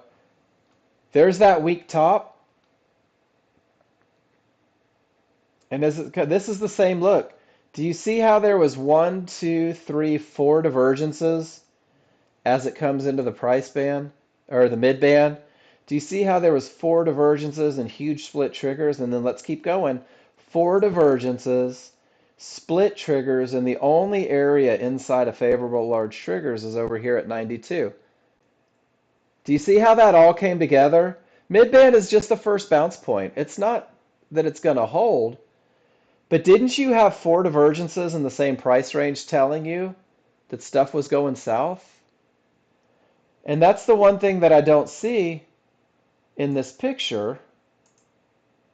Where the heck did it go? The one thing that I don't see in the picture, guys, and it's important, is there's no visual of all the divergences that came in, right? So it's not just that it was a trade that, oh my gosh, my short didn't work with all that momentum. And I think that this is a really important lesson. Let me go back to his picture. It's not that the short didn't work with all that momentum, right? I had all this momentum and my short didn't work. Well, I had all that momentum on the large chart, the slow chart, into the mid band, but I had four divergences over here and split triggers. My small chart told me that this short wasn't going to work, right? The large chart said I had a chance. The small chart said, dude, don't do it. Things are changing. And I hope that makes sense to everybody. There's a lot of missing information here.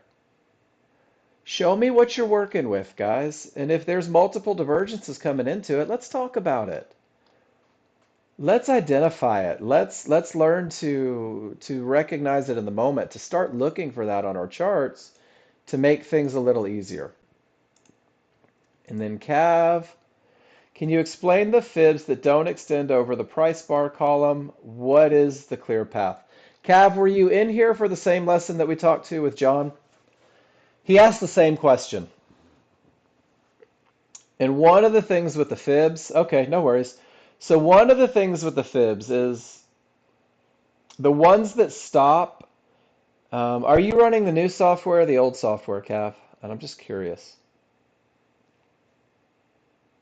New, okay. Because it looks like on the new, we're okay. They're in line with the most current bar. On the old on the old one, um, this was a bar back if it wasn't native. But I mean that's right on the fib, right? So that's not a clear path. A clear path will be when the small and large get to the other side of the fib. So here we never had a clear path. Hit the mid band, but we still didn't have a clear path up because all the triggers are stuck right on top of the fib.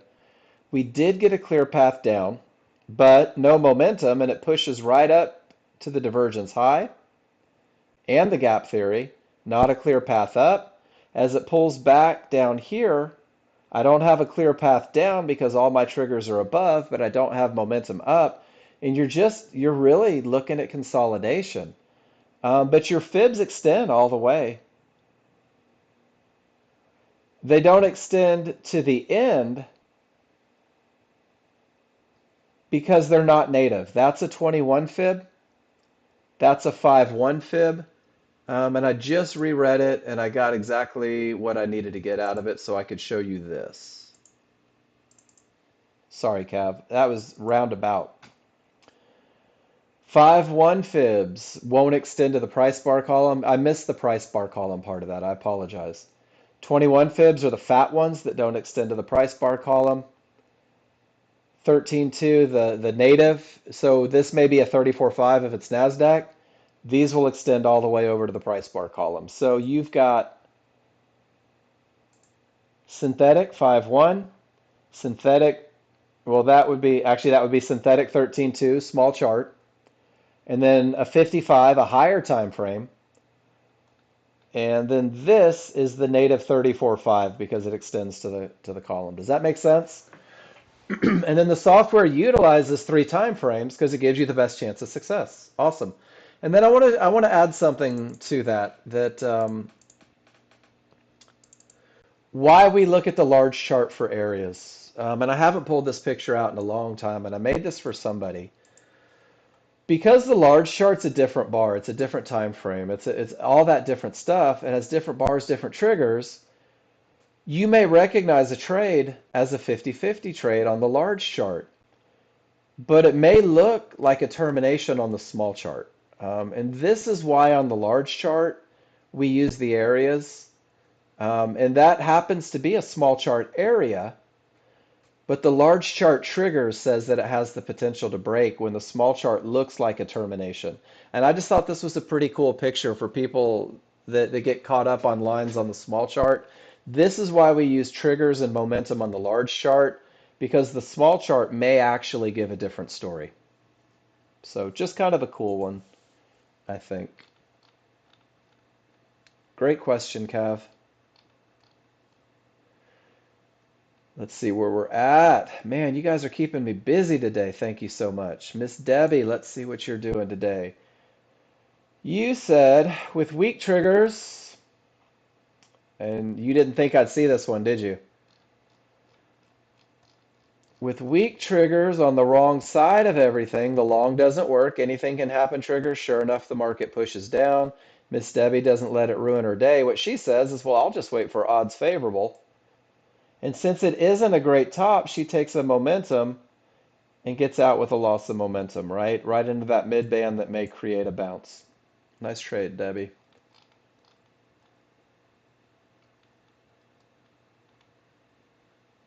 And then Ron says, not a trend trade.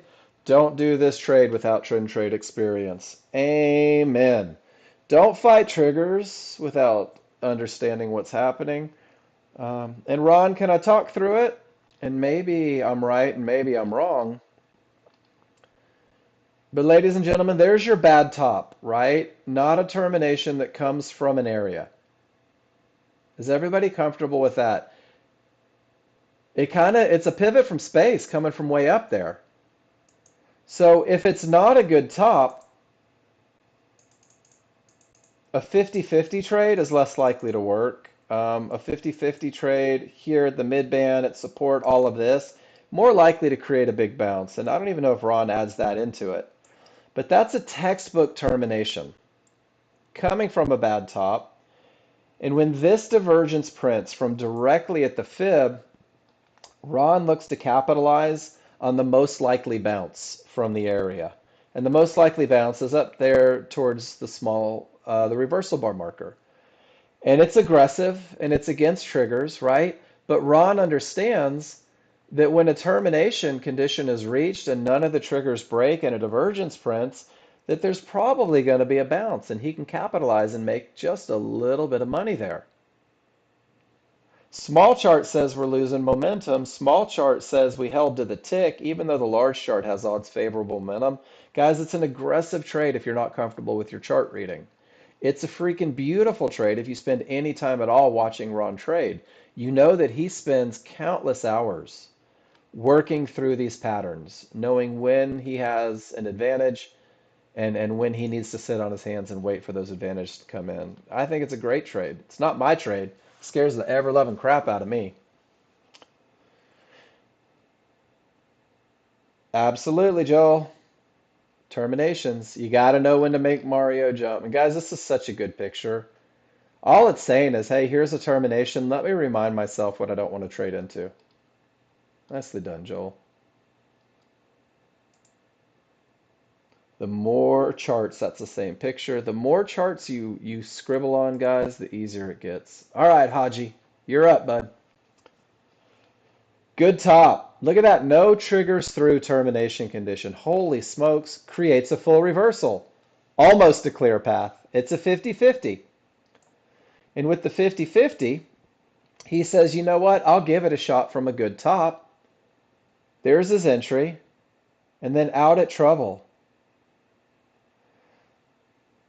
Haji, did you actually take that one? No. Why not? So here's the next question. Why not? Because what you're doing here is you're making yourself feel bad. That is $340 that I didn't get. So I'm going to show you how to annotate this chart. Let me go back to it. I just closed it out because some days I'm not as smart as I want to be.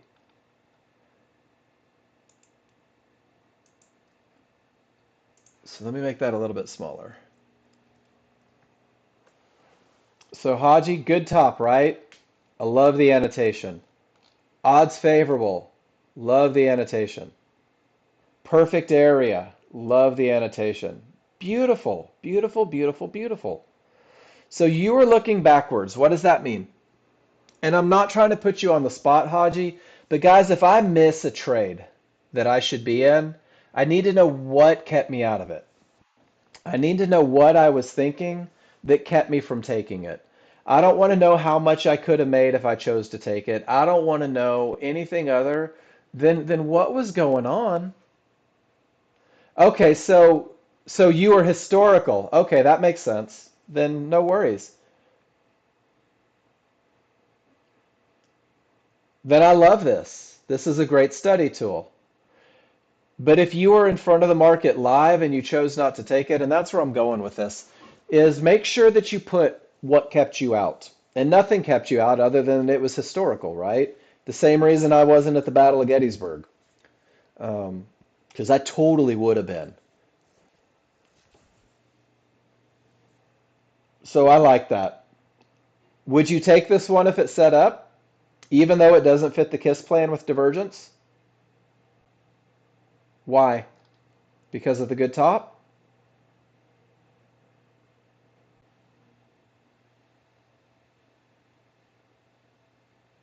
All the other good stuff. We'll call those advantages. So many advantages in place.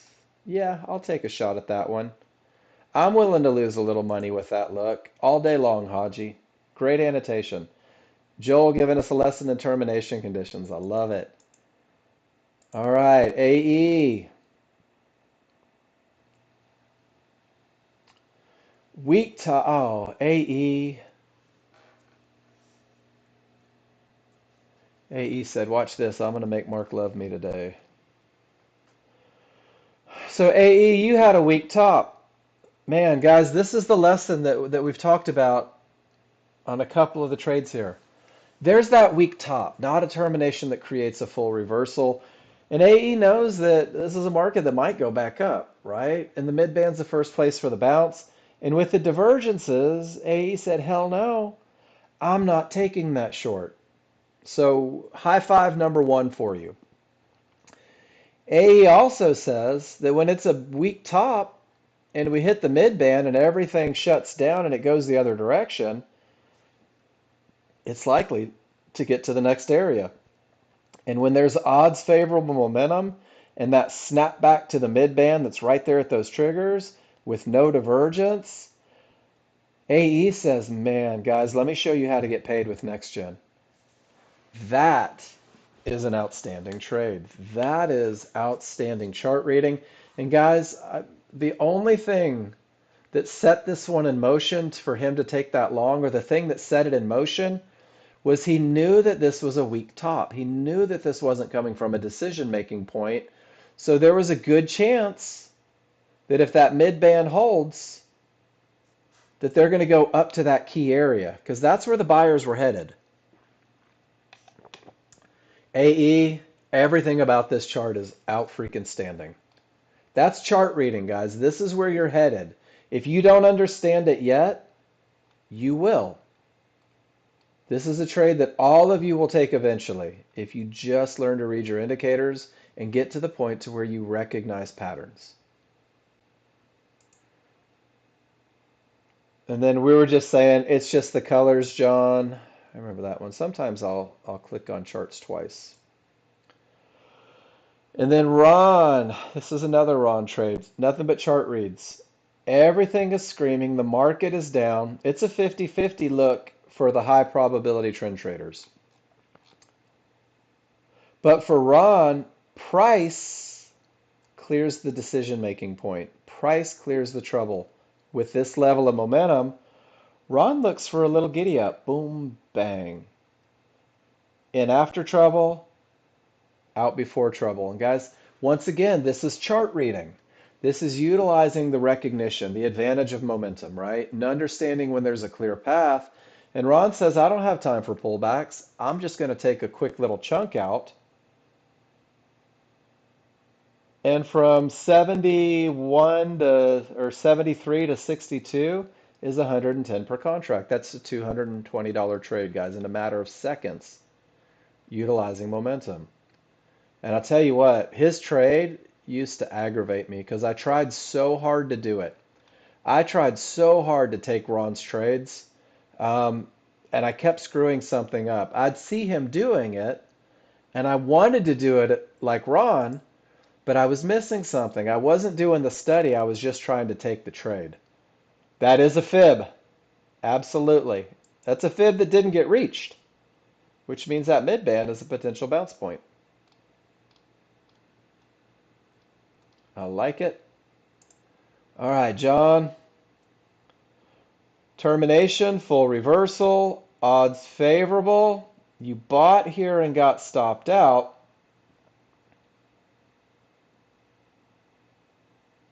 What a great lesson.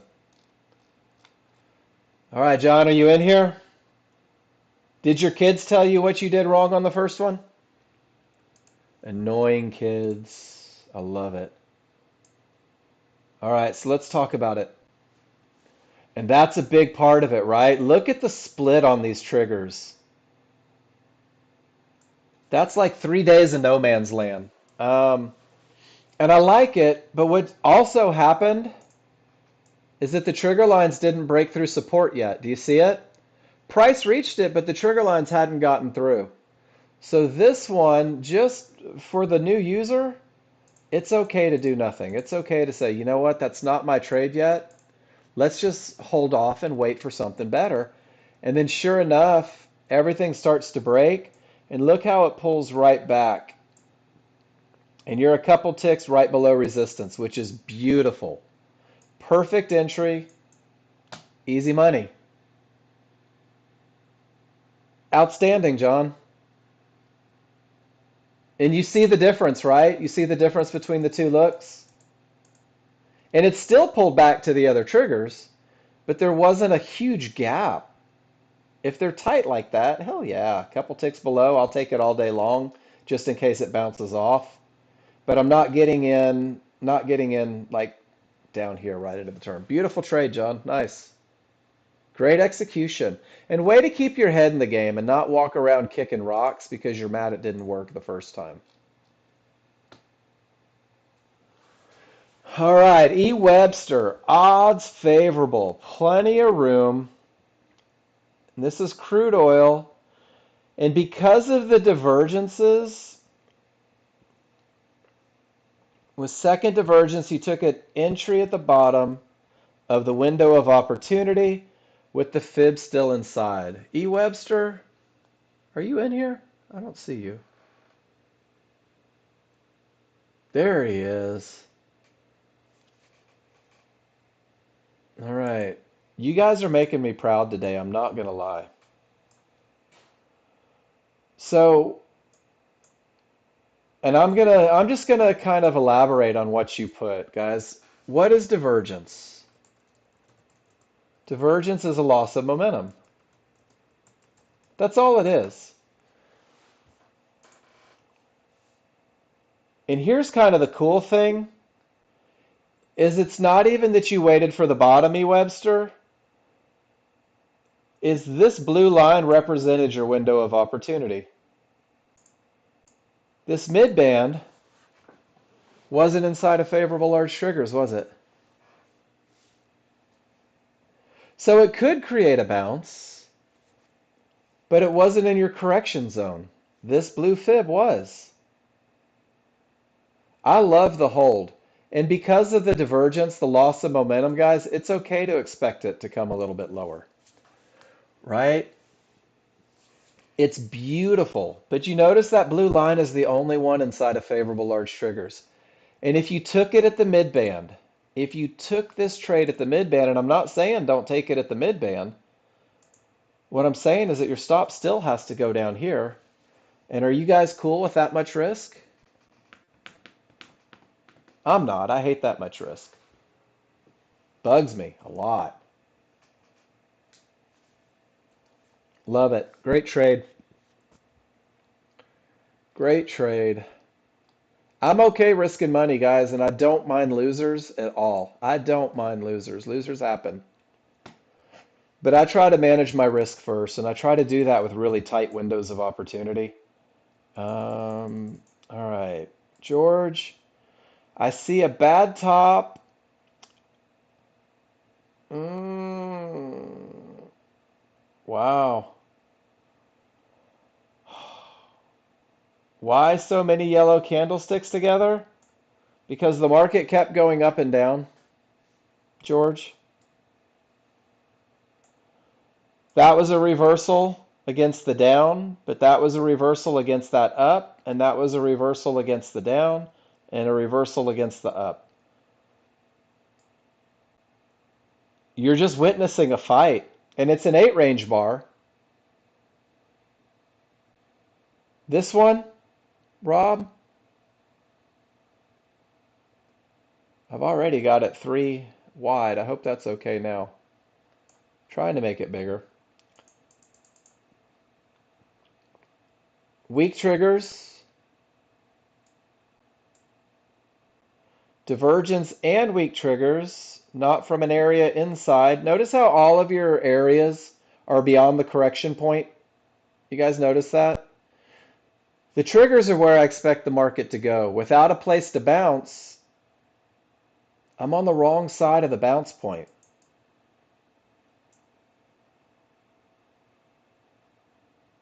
And I ultimately get odds favorable against. All the yellow bars are just indecision in the market. That's all it is. Because I didn't have rule number 1, I did have rule number 2, and I didn't have rule number 3. I gave away 66% of my advantages to take this trade. And it didn't work out. And then Cav says, when everything is screaming and gets past the fib, I'll take a little stab back and get paid. Love it, Cav. Cav, do you use a range chart at all? Or is it just the 2 charts?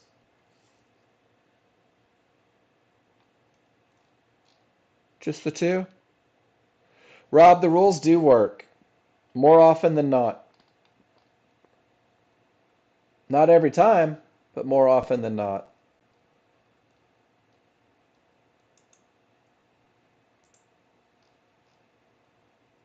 And then Dwight, pivot, stop out. Oh, you're welcome, George. Yeah, you'll see bars like that, George. I want to make sure you were still here. You'll see bars like that on a range chart just when they can't figure it out. When that's just it's a huge fight that looks ridiculous on a range chart. It's rare that you see it, but every now and then you will. All right, Dwight, pivot, stop out below the fib, odds favorable momentum, and blue. Fib is trouble area, tempting to enter on the 5-1 right at midband because it looks like it's working its way inside a favorable large trigger. Cyan printed at blue fib. I didn't enter. This is where you struggle with patience. Whew. Dwight, that was a mouthful, wasn't it?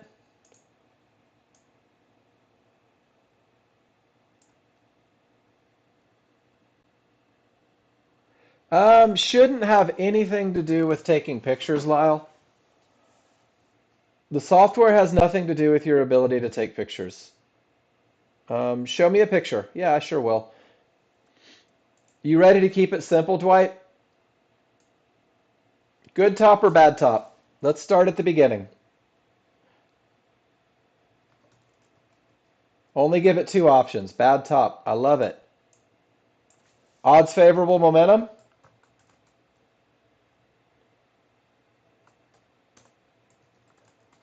Clear path?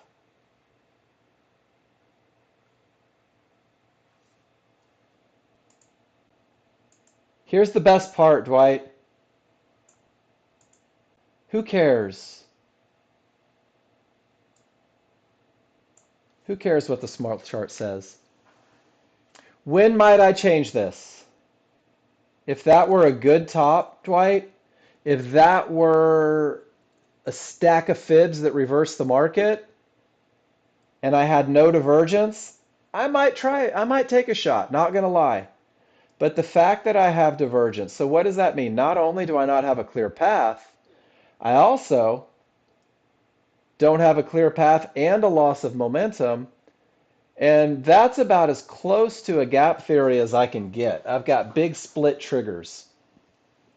Does that make sense? So the fact that you didn't take the trade is incredible. Great job. But you didn't even have to go through all this nonsense. I don't have a clear path from a bad top. And that instantly will keep me from even hinting that I might want to see if this fib breaks. Does that make sense? I hope that makes sense. Too many minds. You're weighing so much into it, and you can literally, those 2 things right there Say don't do it. Probably not going to work. Has a better chance of failing than it does winning. Which means that there isn't a statistical advantage, which means why would you take it, right? Those are one-to-ones, absolutely. No triggers through, Joel. Termination. All right, Lyle, let's do yours real quick, and then John will get yours after. So Lyle, let's take a picture, brother. Are you on Snagit or do you have capture software?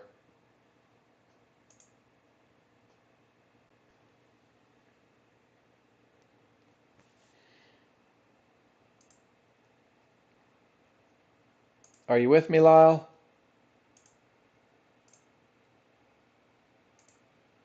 Okay. Snagit or capture? Which one do you have?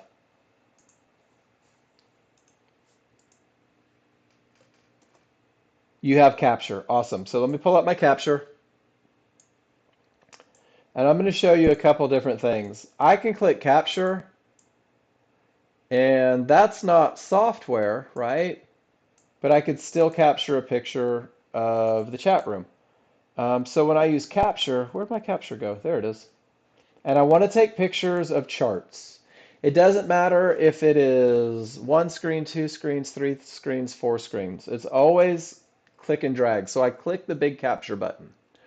And if I hover over the small chart, it's only going to show me the small chart. If I hover over the big chart, it's only going to show me the big chart. So when you guys are taking pictures, go to the upper left-hand corner of your large chart and hold down the left mouse button. And then pull that all the way down to the bottom right-hand corner, making sure that you get timestamps in there, making sure that you get prices in there, and then release. And then when you release, Lyle, it's going to give you the option to take a photo or you can start videoing. And once you take the photo, it brings up the image preview. Once you have the image preview, if you click copy, it'll put it on your clipboard and you can come over to the room and you can drop it in. If you're having challenges pasting in the room, if you're in the pop-out, you have to hit Control V. You can't right-click and paste. You do have to hit Control V. Cool.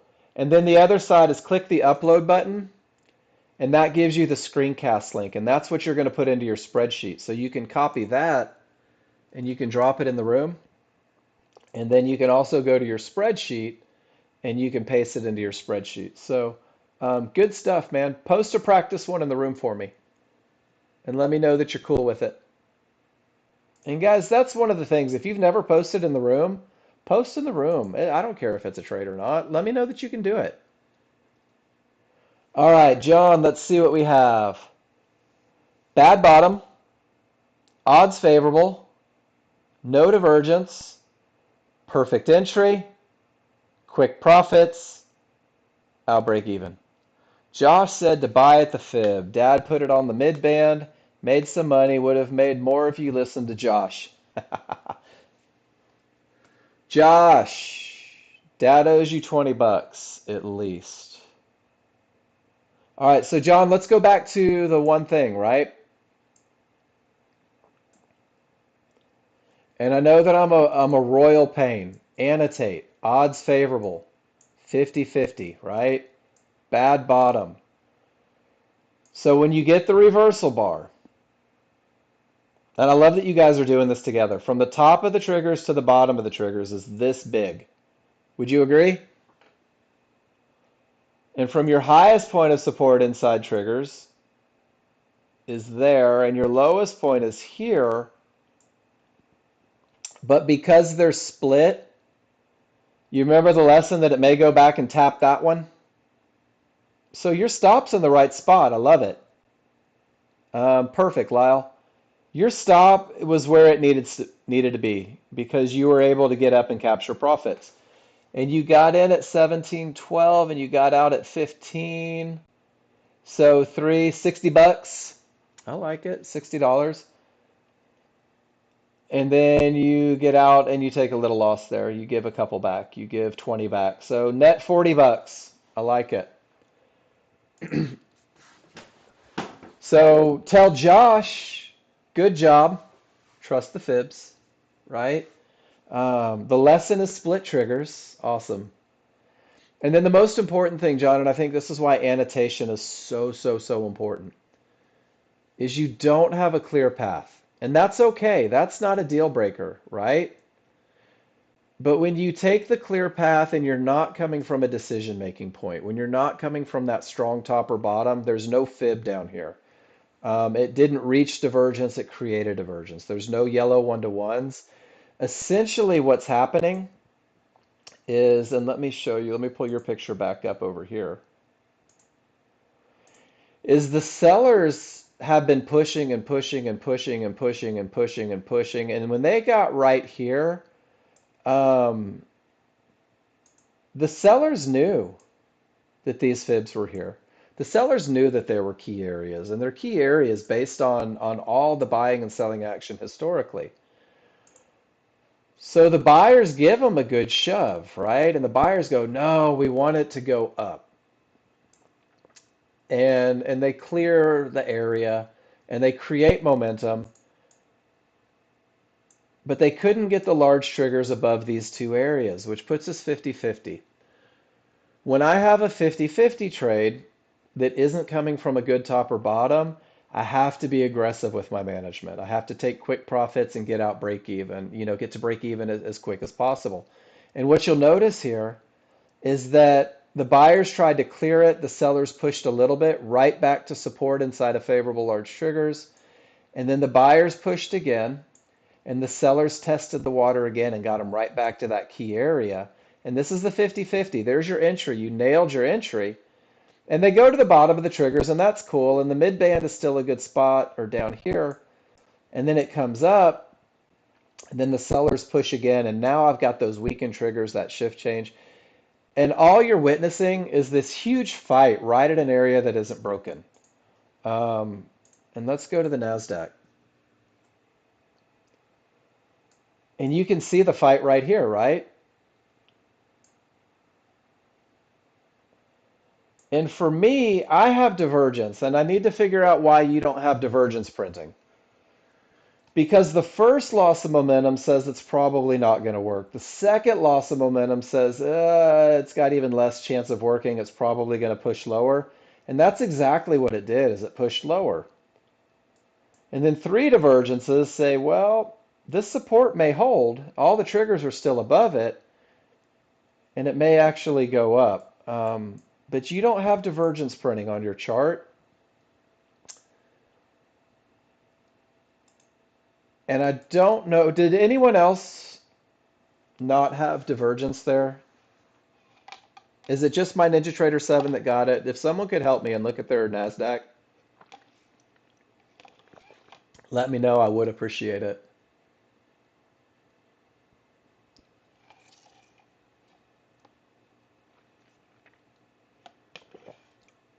You don't see, yeah, the divergences are not on your chart. And I just want to make sure that it's me on 7 that's different. Um, the fixed software, and it's amazing. I've been running it. Um, will you do me a favor, John? Will you right click on your chart? Oh, Joel, is that a picture?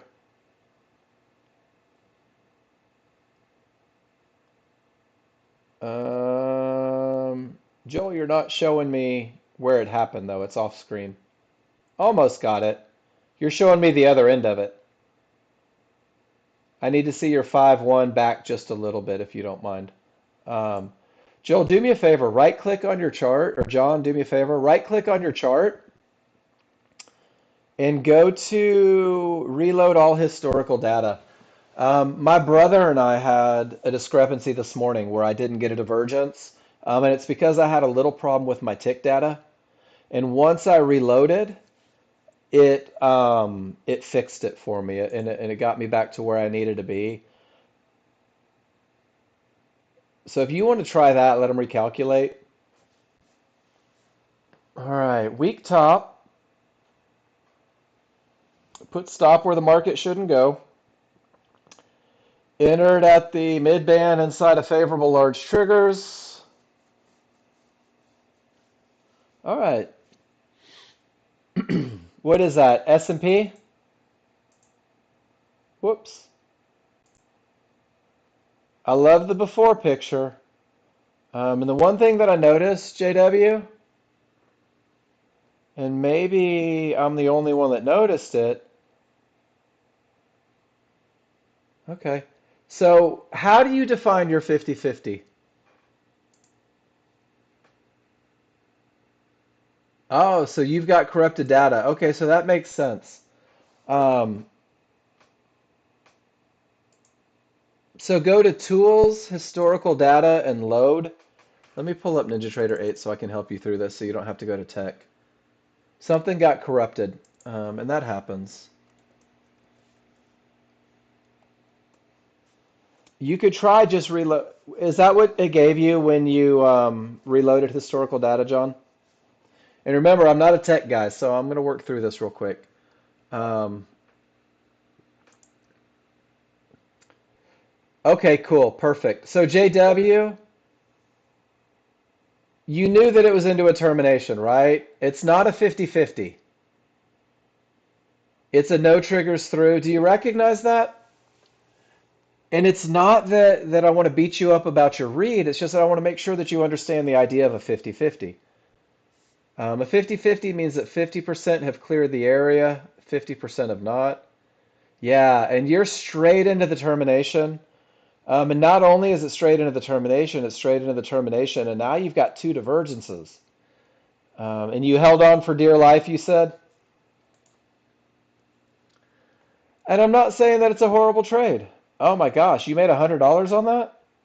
Eek.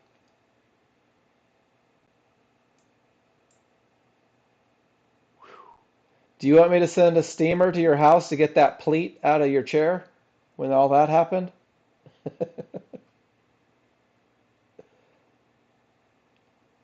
But you see it now, right? Termination from a bad top. That's the one it's okay to miss. That's the one that it's all right not to take because, and there's split triggers one more time. It goes up to the synthetics, doesn't it? That huge gap between the large and the synthetics. If I'm going to take this trade, like if I'm going to say to myself, and JW, this is me, and I'm not saying that this, I wouldn't take this trade, but if I was hell bent on going short, I'm not getting in at the mid band, not with split triggers. I'm making that market give me a freaking reversal bar before I ever think about it. And even more so, probably with a close on the correct side of the small triggers, because then I've at least got a fighting chance, right? Without getting run over off that termination. Does that make sense? And guys, I won't tell you not to trade into terminations. Look at the strength. It's overwhelming. It's beautiful. But when it's not perfect on the small chart, sometimes you can use a little confirmation tool to help out. Nice one, JW. And there they are now, and that changes everything, John. So awesome. Another reason why posting in the room is a good thing. Sometimes I catch stuff. So bad bottom, 50-50 fails, and then everything rolls. And what's the NASDAQ doing now? Because it still triggers up, right? And it still triggers above support, but there's no momentum. And because there's no momentum, I'm not looking for the long over here. But because it's into support and everything's green, all my triggers are green, I'm not looking for the short. So guys, once again, it's just kind of rule number 2 for the win, rule number 1 for the win, keeping you out of that fight between buyers and sellers. And then let's see what happens. It was the bad bottom after a big push. You think those sellers might be looking for a fib down here? They've got some work to do, but they never hit their goal. So we'll see what happens. Kind of cool, isn't it? And guys, what's fun is when you slow down a little bit and instead of looking for the trade, you look for the rules. Does that make sense? I hope that makes sense. Instead of looking for a short trade because it's red, I'm looking for odds favorable momentum and I'm looking for a clear path. And the only way I'm turning my attention to this chart is if I have them. And if I don't, it's cool sitting on your hands, right? And I'm waiting for odds favorable momentum, and I'm looking for a clear path. And if I don't have them, well, then maybe I don't take the trade. And I'm looking for odds favorable momentum, and I'm looking for a clear path. And I don't have a clear path. Miss Debbie, have an awesome afternoon. So every time I open a chart, D-Rock, I see you typing. Nice to see you in the room, man. Um, uh-oh, you okay? Ah, rest up. Are you okay? Everything good? They caught it in time? Man, I'm glad you're all right. Appendicitis is no fun. Remember, they blew you up like a balloon. You're gonna be sore. Just because it's a minor incision, they made you look like a balloon. You're gonna be sore for a few days while the CO2 leaves. This is what you know when you're married to a surgical nurse. And people forget that. They're like, oh, it's such a small cut. But it's not the cut that hurts. It's all that air they pumped into you so they could see where the appendix is. Yeah, get through it, man. Get through it. Yeah, John, you're going to pay for the software. You know it works, brother. All you have to do is learn it. And now your kids know it works. Imagine them. Imagine starting at 18 and where you'll be by the time you're 25. So I'm not going to tell you what to do with your money, but I feel like you know that it works. We'll see you. We'll see you tomorrow in class with a green check mark next to your name, I hope. Have a great afternoon, John. Thank you for all the great questions. Um, Start talking to yourself in terms of advantages, guys. Talk to yourself in terms of what are my charts telling me? Are they telling me that I have momentum and a clear path in an entry area? And when you put yourself in a position where your only option is rules met or rules not met, it gets easier. So if I'm looking at the chart, I'm not saying I want to make $500 today. If I'm looking at the chart, I'm not saying I hope the market goes up. I'm looking at the chart and I'm really just saying it's a downtrend, but I don't really have momentum because my large triggers aren't wide. And it's a downtrend, but I don't have a clear path because my trigger lines are still above fibs. And then no matter how much I want to be in the market, no matter how much I want to make money, no matter how much I feel like I deserve to get paid, the reality is that my rules aren't met, which means that I don't have a statistical advantage, which means I'm sitting at a slot machine in Vegas hoping that I get drunk before I run out of money. Cav, have a great afternoon. Does that make sense, everybody? In the immortal words of my father-in-law, shit in one hand and wish in the other. And tell me which one fills up first. Because if you went short because the triggers were red, you just got your butt kicked, right? And if you went long because the triggers were green, you lost as well. E. Webster, great job today. It's tough when nothing happens during the day. It tests your patience. I have tried to go next level. I'm taking 3 or 4 trades a day max now. But I'm so stinking picky with what I'm taking, is it's been a while. Yeah, do you have a second, Rob? Let's see if it clears, guys. Let's see if they actually want to go up. Trailing drawdown. I'm going to do this. I'm just going to create a tab here. We'll use Excel, and we'll make a couple columns. So here's your beginning.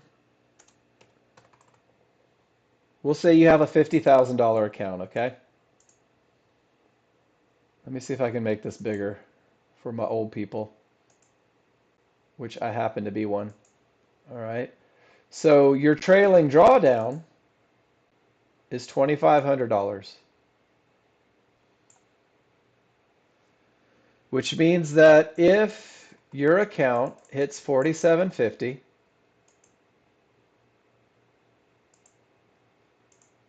then you lose it all. Then you've hit your drawdown. All right, so that's the first part of it. I'm trying to make this work here. I'm not an Excel guru. Does that part make sense? Man, stop that.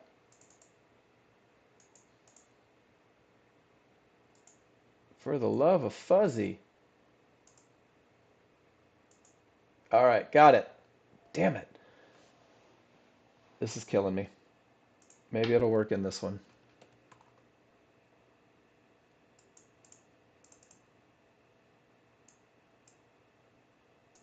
I've never had this much trouble with Excel.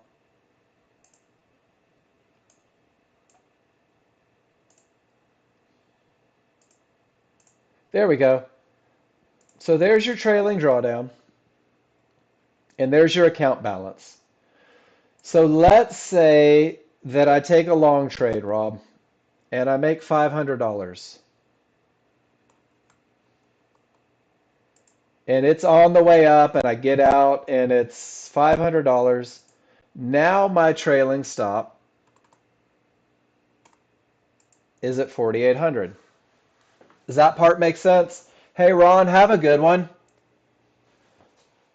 Always appreciate you being in here. All right, Rob. So this is how the trailing works initially. If everything goes up another $500 and my account ends up at 51,000, my new trailing stop is 48,500. So it'll follow the highest point of equity. So then let's get to the next scenario. Let's say that I've got my $50,000 account and my stop is 47,500, right? And I'm in a trade and the trade goes up $1,000, right? Which means that my account reached $5,100. When it reached that $5,100, my trailing stop was 48,500, right? Same as it was here. But Rob, in this trade, even though I was up $1,000, I only collected 300 of it. So my account is really at 5,300. But my highest point of equity was 51,000, and my trailing stop follows the highest point of open equity. So even though I'm only at 5,300, now I've got an $1,800 trailing stop. Does that make sense? Because 5,100 was my highest point of equity. So I take another trade and I go up another $1,000, and I'm break even. So I'm still at 5,300, but my highest point of equity was 51,300, right? Which means that my stop is now 48,800 or something like that. So I keep getting closer and closer to my account balance. So with Apex, hoping for the home run and letting it retrace against you dramatically sucks. And it's an easy way to blow out accounts. And I blew out an Apex account once with $1,300 in losses on a 2,500 initial trailing stop because I was trying to hold for bigger moves, and it didn't work out for me. Well, that's where you have to make a decision about how you're going to trade. I'm going to delete that. So what you have to decide, Rob, is that if you enter a position, let me see if I can find mine from today. So this is a position that I entered today, and I'm looking for the aftermath of it. And I don't appear to have. All right, well, that's a good example. Is I enter the trade, right? And everything's good, and I love the trade, and all my rules are met, and things are wonderful. Um, where is the picture?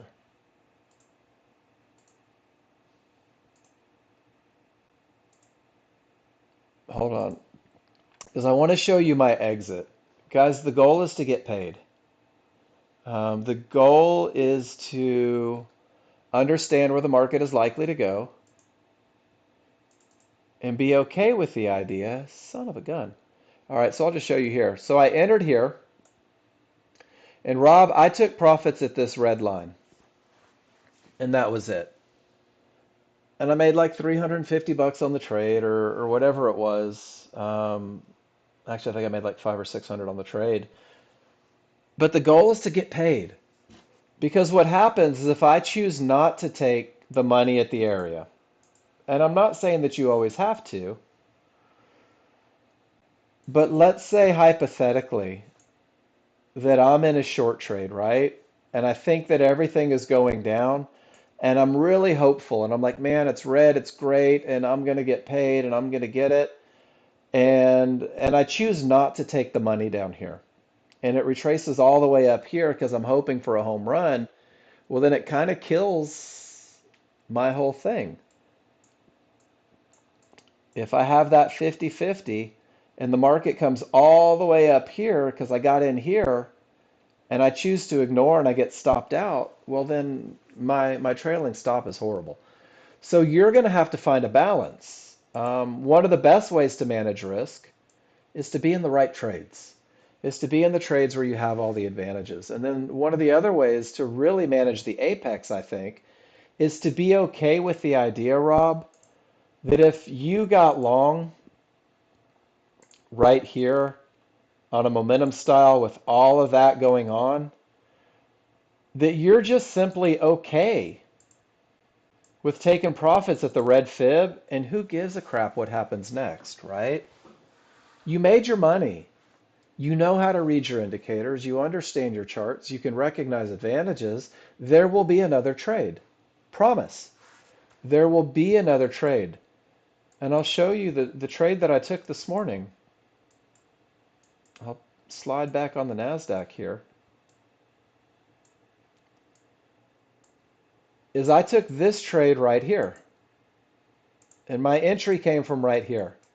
And my exit was at that fib. And it didn't matter to me that it went to the next fib. It didn't matter at all because my goal is to get paid. My goal is to get in, to get out, to get money. And this put me over halfway to my daily goal. So now I wait for the next best trade. I wait for the next opportunity to get paid. Um, and with Apex, that tends to be the best way. And I see a lot of people lose accounts, not because of poor trading, but because of poor management, not because of poor entries, but because they rely on hope more than taking advantage of understanding where these areas are, right? So if you decided to jump in long right here at 56 and you got out at 70, it's okay. You got paid. Wait for the next best trade. Um, so I hope that helps a little bit. The more you're up and then give away, the less likely you are to succeed at Apex. And that termination condition is still holding, by the way, just in case you guys didn't notice that. And guys, that's it for me today. Good classroom today. A lot of great information, a lot of outstanding questions.